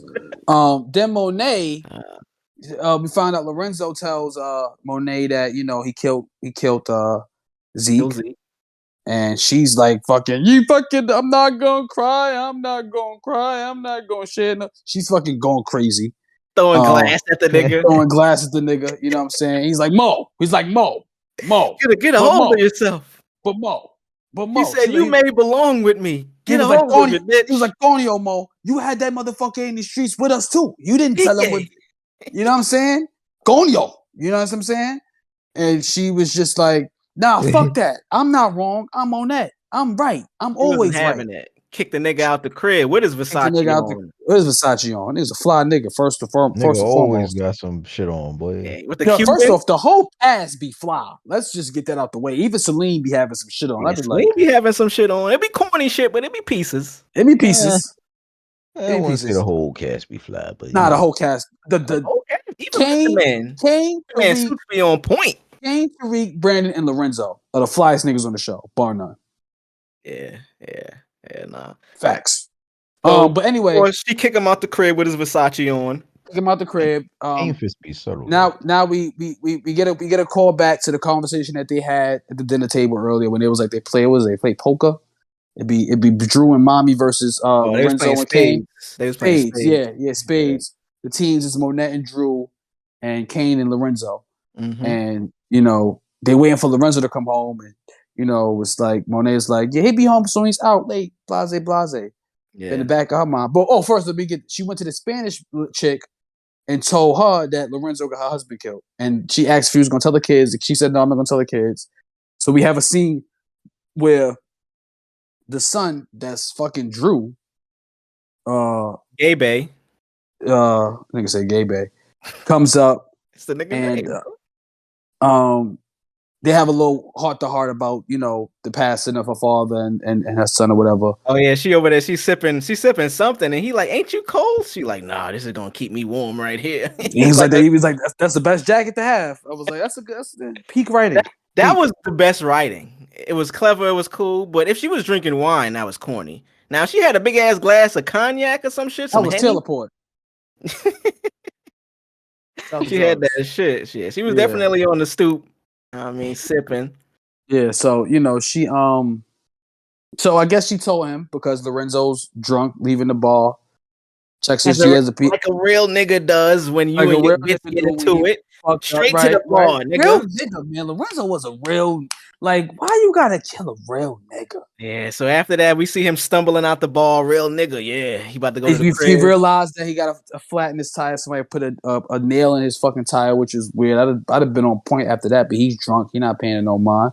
He's like, I'm Lorenzo. I'm top dog. Anybody, it's probably some stupid shit, some hating ass nigga.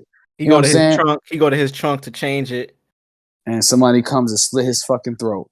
Run up on him. And who is it? Oh shit, damn, like that? Who is it?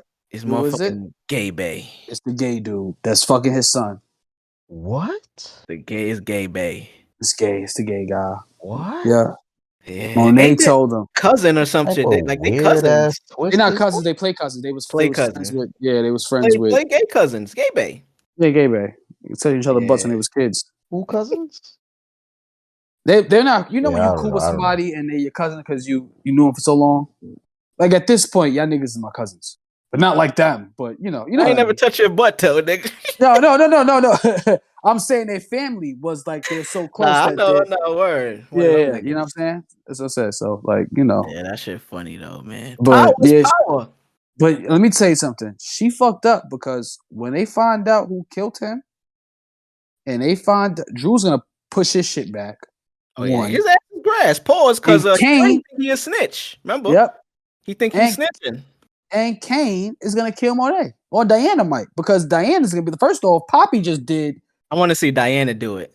Yeah, Poppy just did some shit for her. He like, yo, leave the drug game alone. I want you to graduate college. He's in their good graces right now. Yeah, I was He about to say, saved- in all of their he's- good graces. Yeah, he saved Kane's life last episode. Mm-hmm. Kane Took forgave Diana him. out the drug game. Takes Diana out the drug game. Mhm. Yeah, And Drew just love his poppy. and Drew just love him. Yeah. And it's fucked up, Monet, because you're legit wrong. You was lying to that nigga saying you was his fucking aunt. You was lying. What you lying to that nigga for? So that's where the writing it could have been better. Like if they would have just kept on that, like trying to keep the lie up, they could have went other places than where they went. They tried to keep it in the street realm, so I could see why it didn't go there. That Diane blasting out last season was kind of epic. Eh. That was some viral shit. That was popping. When she told that nigga, God damn, Zeke, that ain't your fucking aunt, that's your fucking mother. That right there was like, oh, that's like that was some shit, bro. Diane had some lines last season where when she let's threw the not shit on the forget. table. Remember when she threw the shit on the table? Yeah, she I mean, fucking she was Dante. like kind of the reason for like it kind of going up in flames at that point. But she shouldn't have been lying though. Monet shouldn't have been lying, especially to a nigga that's going to the NBA. You know what I'm saying? Like, it's keep it real with the nigga, bro. Sit down, have a talk with him. You try to hide behind all this bullshit. Monet's dying. She's out of here. Let's talk about this NBA shit, because of course Drew Bay, of course, allegedly is at OKC now. I remember seeing them team games. Drew was allegedly the best nigga on the team, and them niggas was ass. How this nigga make it to the league?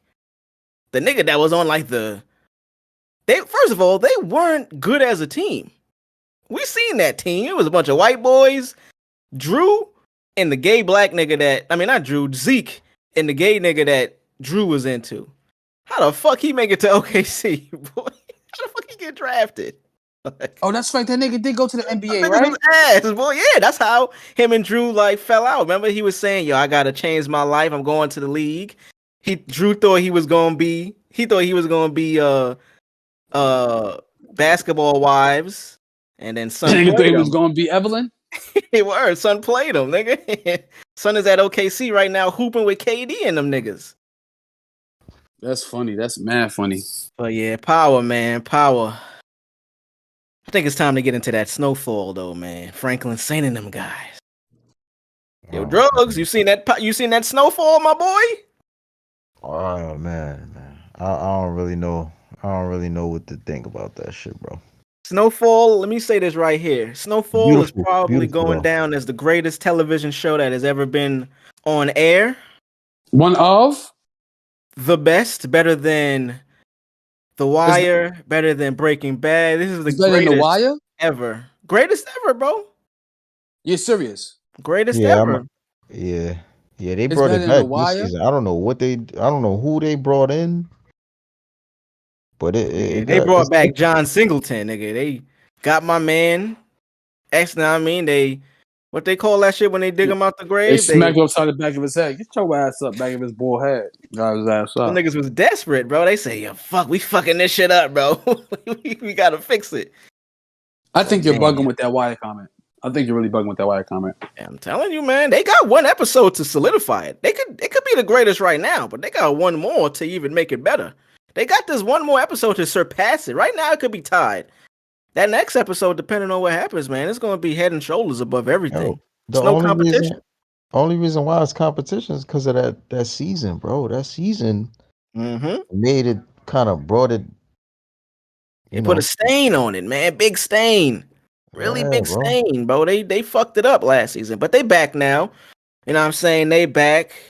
We see at the beginning of this episode Franklin calls Louie right away off top, letting her know, hey, you about to get raided, ma. Nah, that was crazy. That scene was fire. Like how that shit look. He called her, letting her know, hey, you about to get raided. You might want to dip. And of course, soon as she says that, she see the cops pulling up and shit. So now she on the run. I mean, she running out the building, she running out the back, she in the alleys with it. And then they cut back to the warehouse where Franklin and them niggas is at. Franklin and Oso, Teddy tied up, begging for his life. Fucking epic shit, man.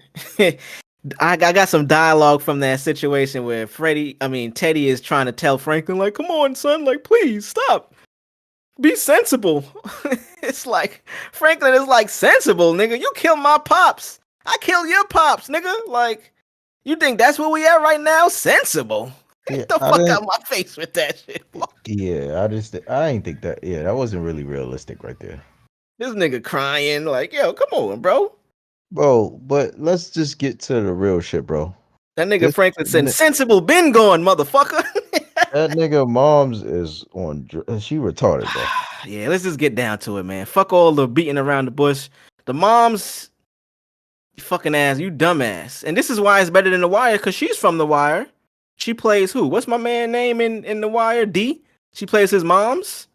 Yeah, she played Stringer Bell's not Stringer Bell. What you call her sister? What's the nigga name? His name was she plays Barksdale's sister, but Barksdale's sister, D's mother. D's mother. Yeah, D's poor mother. D. Every time you bring up D, you gotta say poor D. Poor D. Poor D, yeah, bro. That poor nigga. D. Poor D. What he say? Yo, run, little man, run. Go take off. When the cops was chasing them niggas through the courtyard. Oh, yeah. Yo, run, nigga, pick it up. But yeah, the mom, sissy. We see, so just a little backstory before we get to that actual scene, the last scene. Within the situation where they got Teddy tied up in the warehouse, everybody's coming to visit him for some reason. And this is how we should have known what was going to happen. We should have known he was going to get killed. They got every character coming to see this nigga and give like a speech to him or some shit. We see, what's shorty name? V pull up. She talking to this nigga. Franklin also talking to this nigga. Then Sissy pull up, and now he's running game on Sissy, telling her, oh, yo, you know your husband is not dead. Yeah, Alton, he not dead. And now her dumb ass is falling for the shit. What the fuck? Like, bro, you didn't even care about this nigga. You fucking mad. You left the nigga. Like, now you care about the nigga all of a sudden? Like, what the fuck? Bro, first off, how it started when she walked in the room, sat down, took the bag off the nigga head. Miss Saint. Mrs. Saint. Oh, now you care. Bitch, what? And now I'm looking at this Vulture article right here. What does it say right here? Snowfall recap. Mrs. Saint's revenge. What revenge she got, man? She fucked the whole shit up, man. It ain't no more 73 million no more because of her ass. 73 million gone down the drain. What happens? We see. Go ahead, bro. You blew 73 bill because your son went on a revenge tour for his family. Rightfully so. Rightfully so, right? And because he killed your husband. You knew he killed him already. Like, you knew that already. It was already, you know what I'm saying? You wanted to get confirmation. Like, the nigga told you he lied. That was clear as day, though. You dummy. Oh man, that's like I don't even know the extent of that ignorance and stupidity to fall for that. But I mean, when you're desperate, when you're dealing with, I guess we give her that benefit of the doubt. You're desperate. You're dealing with marriage. You're dealing. I don't know, because she wasn't feeling Alton anyway. Like, she was calling the nigga a bum, all type of shit. I knew it was funny when she said she'll come with him. I'm like, yo, wait, what? You'll come? Oh yeah, come with, so he won't get shot. Huh?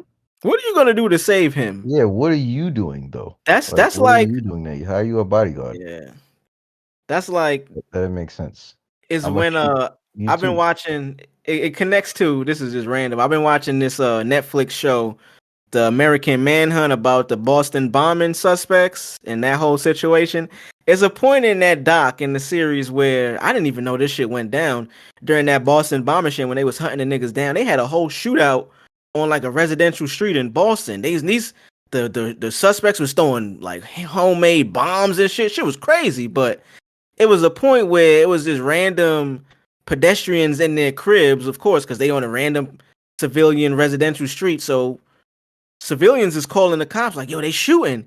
And there's a random white guy comes out his crib and sees the police in front of his crib, and he's like, is there anything I can do to help?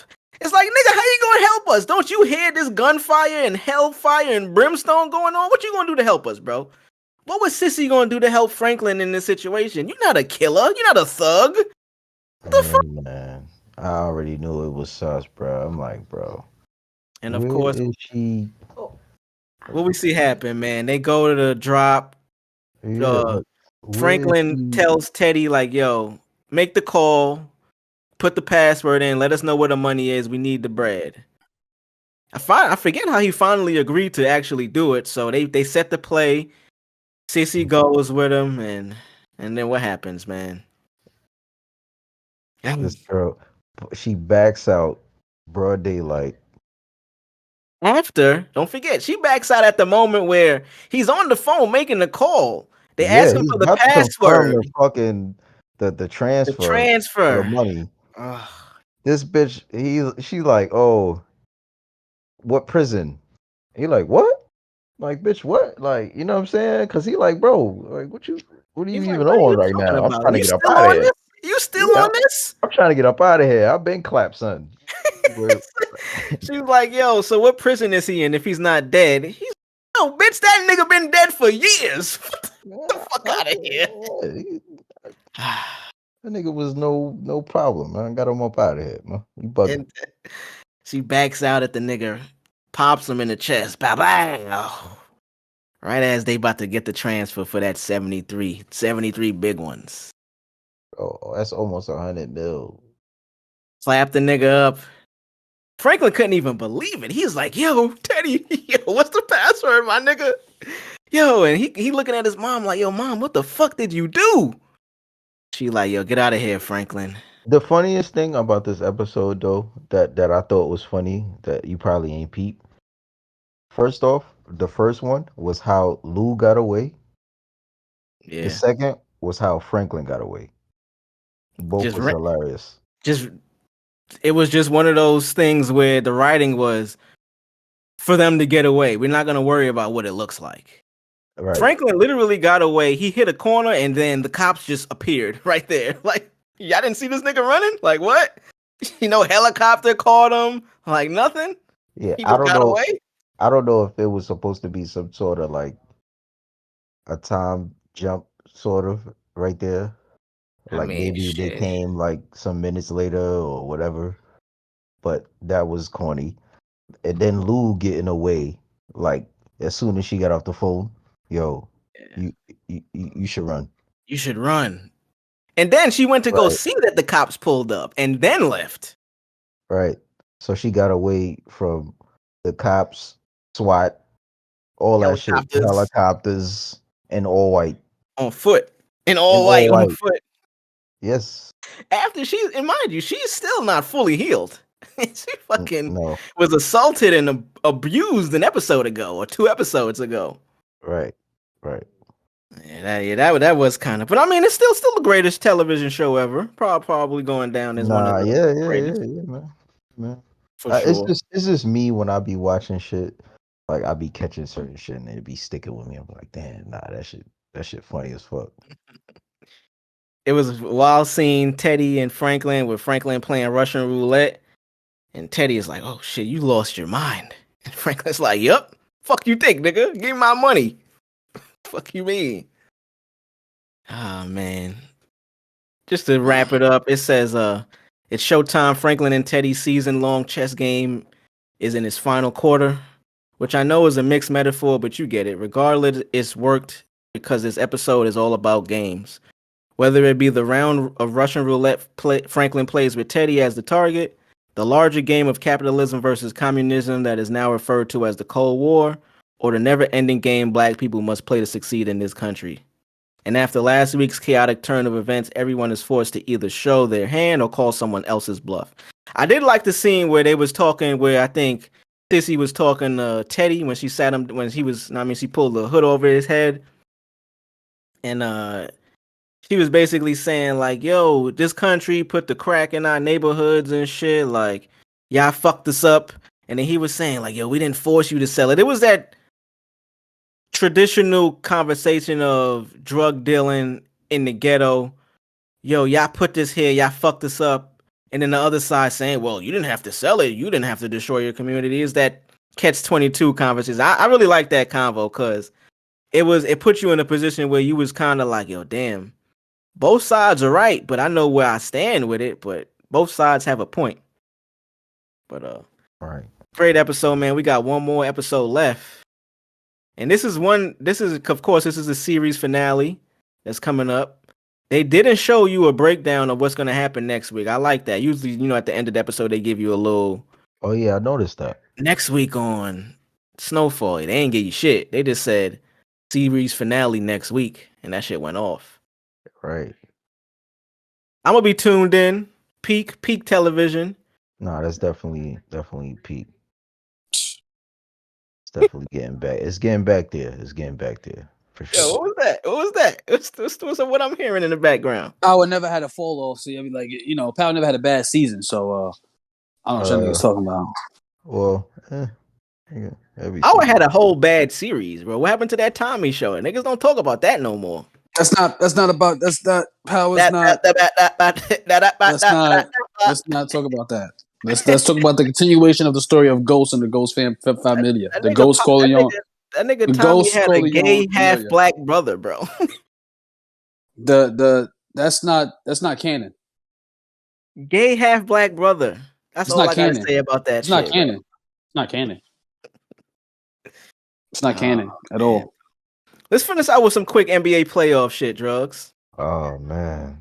Jeez. The play-in happened. We passed the play-in already. NBA playoff opening day was today. Knicks tape, boy, yeah. Okay, New York Knicks, nigga. All right. Lot of love. Knicks beat the Cavs in game 1, man. Really good game. Jalen Brunson. That nigga is a problem, man. I gotta put some respect on the bro's name.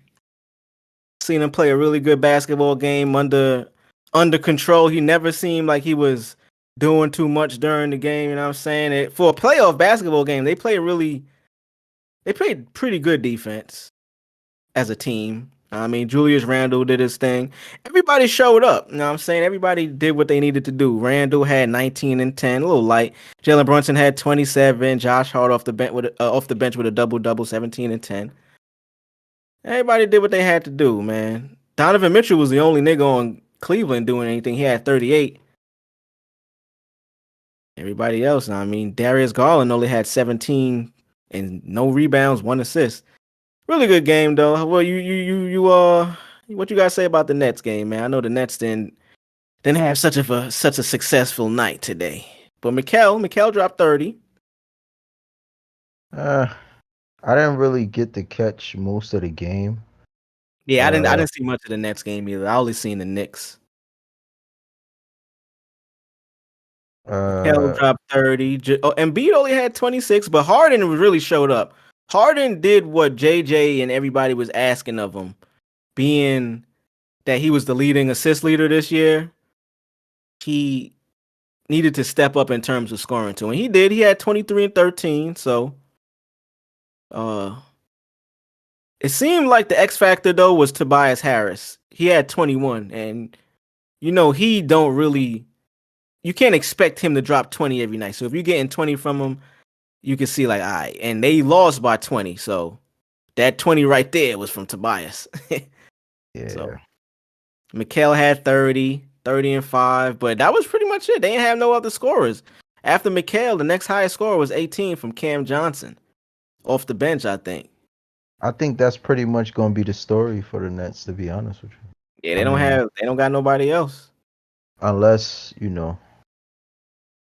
more than likely it's going to become like a home court type of thing, and we don't have home court advantage. So yeah, I think they're going to get one in Brooklyn. I think they're going to probably lose these two in Philly. Get one in Brooklyn. Yeah. I mean, I still got faith in my boys, but I mean, realistically, I don't see us going that far in the playoffs anyway this year. It's gonna be I tough. think, yeah. It's gonna be a tough road I if they mean, do. I think it would just be tough getting past Philly, to be honest with you. I don't really think it would be tough all the way around. Not to take away from every other team, the Giannis's and all that, like the niggas is elite. But I The think, matchup just doesn't work well for them playing Philly first round. They yeah, really just man, don't have anybody to match up with that nigga Embiid, honestly. bro, it's Embiid and Harden. Niggas be forgetting about Harden. Yeah, nah, true that. Harden is still a superstar. He's still wilding. Like, Still so Harden. Harden. Our Harden is really was making it. I'm not taking away from Embiid. Embiid is a monster though. Like, you know what I'm saying? But I think Harden is why they Harden won this is, game. yeah, bro. Harden Stepped is up. still Harden. Nigga stepped up, man. At 23, like I said, when he was leading the league this year in assists, those assists was coming like 13, 14 assists, but he was having like 12 points, 15 points. That ain't gonna win you games, especially not in the playoffs. So he had to get over 20. I think if Harden scores 20 every game with these double-digit assists, or at least 20, the Philly should be in a good position. Mhm. They'll be in a good position. But we also seen the Celtics won that. That's gonna be a sweep. Atlanta ain't got nothing for them niggas, man. Like I'm surprised Atlanta even beat Miami. I thought Miami was gonna win that play-in and get to the playoffs, but Sheesh, Trey only has 16. Not with Trey putting up 16. how you He feel gonna have to put about up 30. trade the trade talk about, bro? You know what I mean? It's coming down to what? This is his how many years he been in the league? What he was drafted in 2018, so sixth year right now, 5th year. Yeah, I think social media is trying to spark the idea of him coming to Brooklyn. Um, me personally, I like the idea of SGA if possible. I think we should make that happen. But I was never I'm sold not on really Trey just too. because he's not a defensive player, and of course, Yeah, any point guard that high, you're not looking at them for defense. But he's just a complete liability, bro, on defense all the way. His offense isn't elite enough to have to put up with that liability. I don't think so. yeah. Or maybe it's just the way the team is constructed right now. Maybe if he had other pieces around him, a different like a different system, it might be successful. But that shit ain't gonna work in Atlanta. Not with him as the number one. Yeah, Sadiq Bey put up 6 points. DeJounte was the leading scorer with 24. Bogdanovich, we gave you Don. It's not much happening off the bench. So John Collins only 12. I see that ain't gonna cut it. When you got Tatum dropping 25, Brown dropping 29, and you got a nigga like Derek White dropping 24, bro. Like niggas better hope Jalen Brown don't lead that team because they only played 8 players too. They played an I'm 8 not a believer man in rotation. Tatum. So yeah, that's that. I always thought Brown was the better player, but Tatum got he for some reason they give him like because they've been there just as long, but for some reason they lean bro getting toward that Tatum. bro getting that light skin treatment for some reason. I don't know what's I didn't going want on. to say that, but that's what it seemed like, bro. It seemed like they Yeah, giving that shit him weird. I'm the more Nigga be marketable playing guy. trash as hell, bro. I'm like, yo, what? I mean, Boston, bro. I don't want to put it past Mhm. Boston as an organization, as a town. Like, we know what the history of that town is. Is the town. Nigga Jalen be putting on, bro. Somehow Tatum still be getting. I'm like, yo, how? Yo, look, he put up in 3 minutes less. He played 37. Tatum played 40. He had 4 more points, 1 more rebound, and 1 more assist. Yes, he probably had more steals and all that. Let me see if I could pull up his shooting percentage. Today he shot 52%. Oh boy. Beast. And I just to end it up, I love when in the playoffs, I know you've heard this before, no matter what team is playing. They smoke these niggas 99 to 112.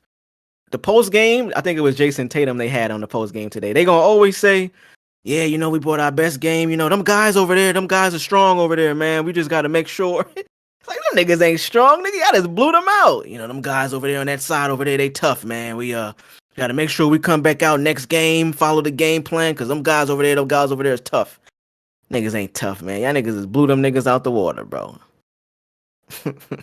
Right. That shit be funny, man. But who we got tomorrow? Games we got tomorrow. We have the Lakers and Grizzlies. Oh shit, I didn't even notice. The Warriors lost, bro. Sacramento came back and beat them. That's crazy. Wow, 126 to 123. That's crazy. Okay. We have Warriors gonna have to take one in Sacramento, man. Yeah, no, they definitely do. So we have Miami versus Milwaukee. We got the Nuggets versus the Timberwolves and the Clippers versus Phoenix. Right. Standout series that I'm only looking forward to, honestly, that Knicks series, because they teams are pretty much similar. That could go any way. Right. This Warriors Kings one is interesting too. Like that's one I want to pay attention to. Steph had 30, Clay had 21, Poole and Wiggins had 17.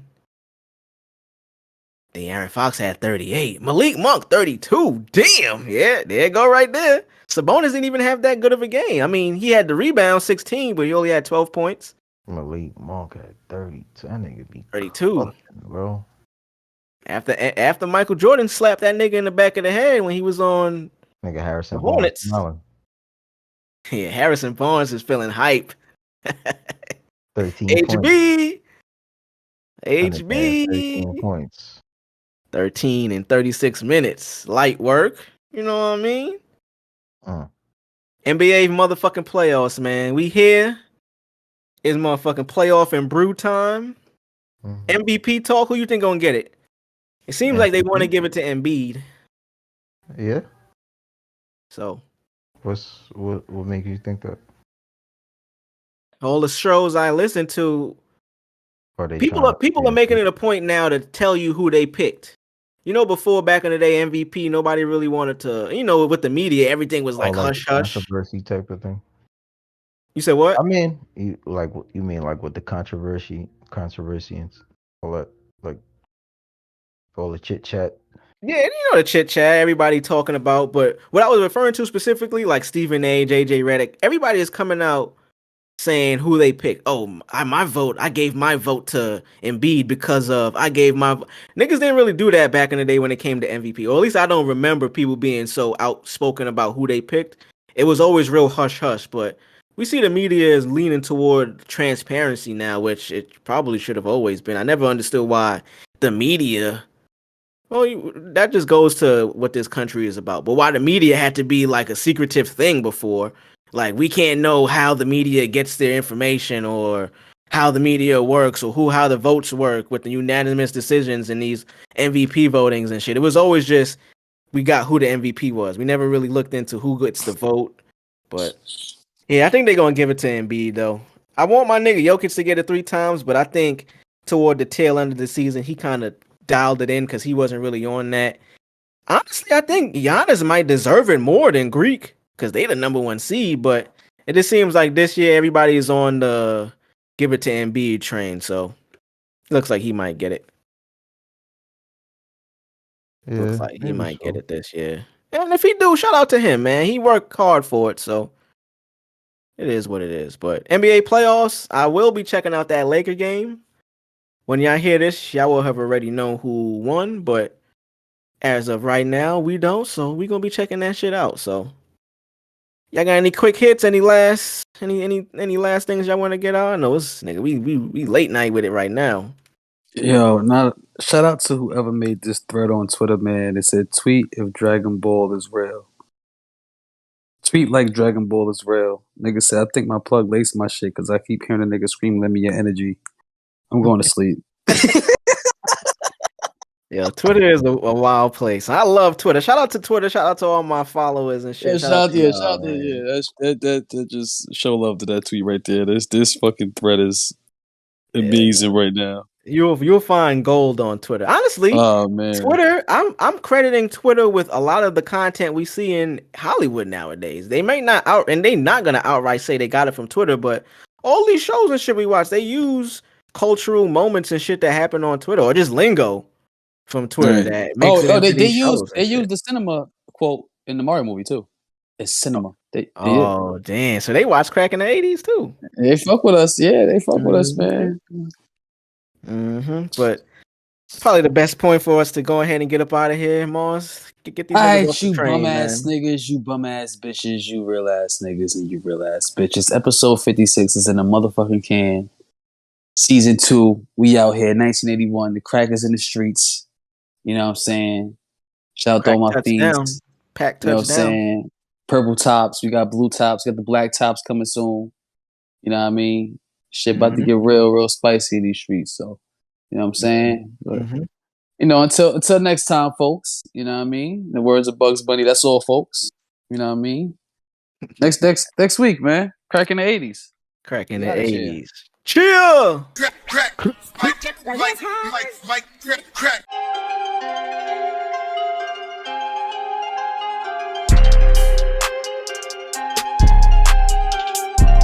Stand clear of the closing doors, please.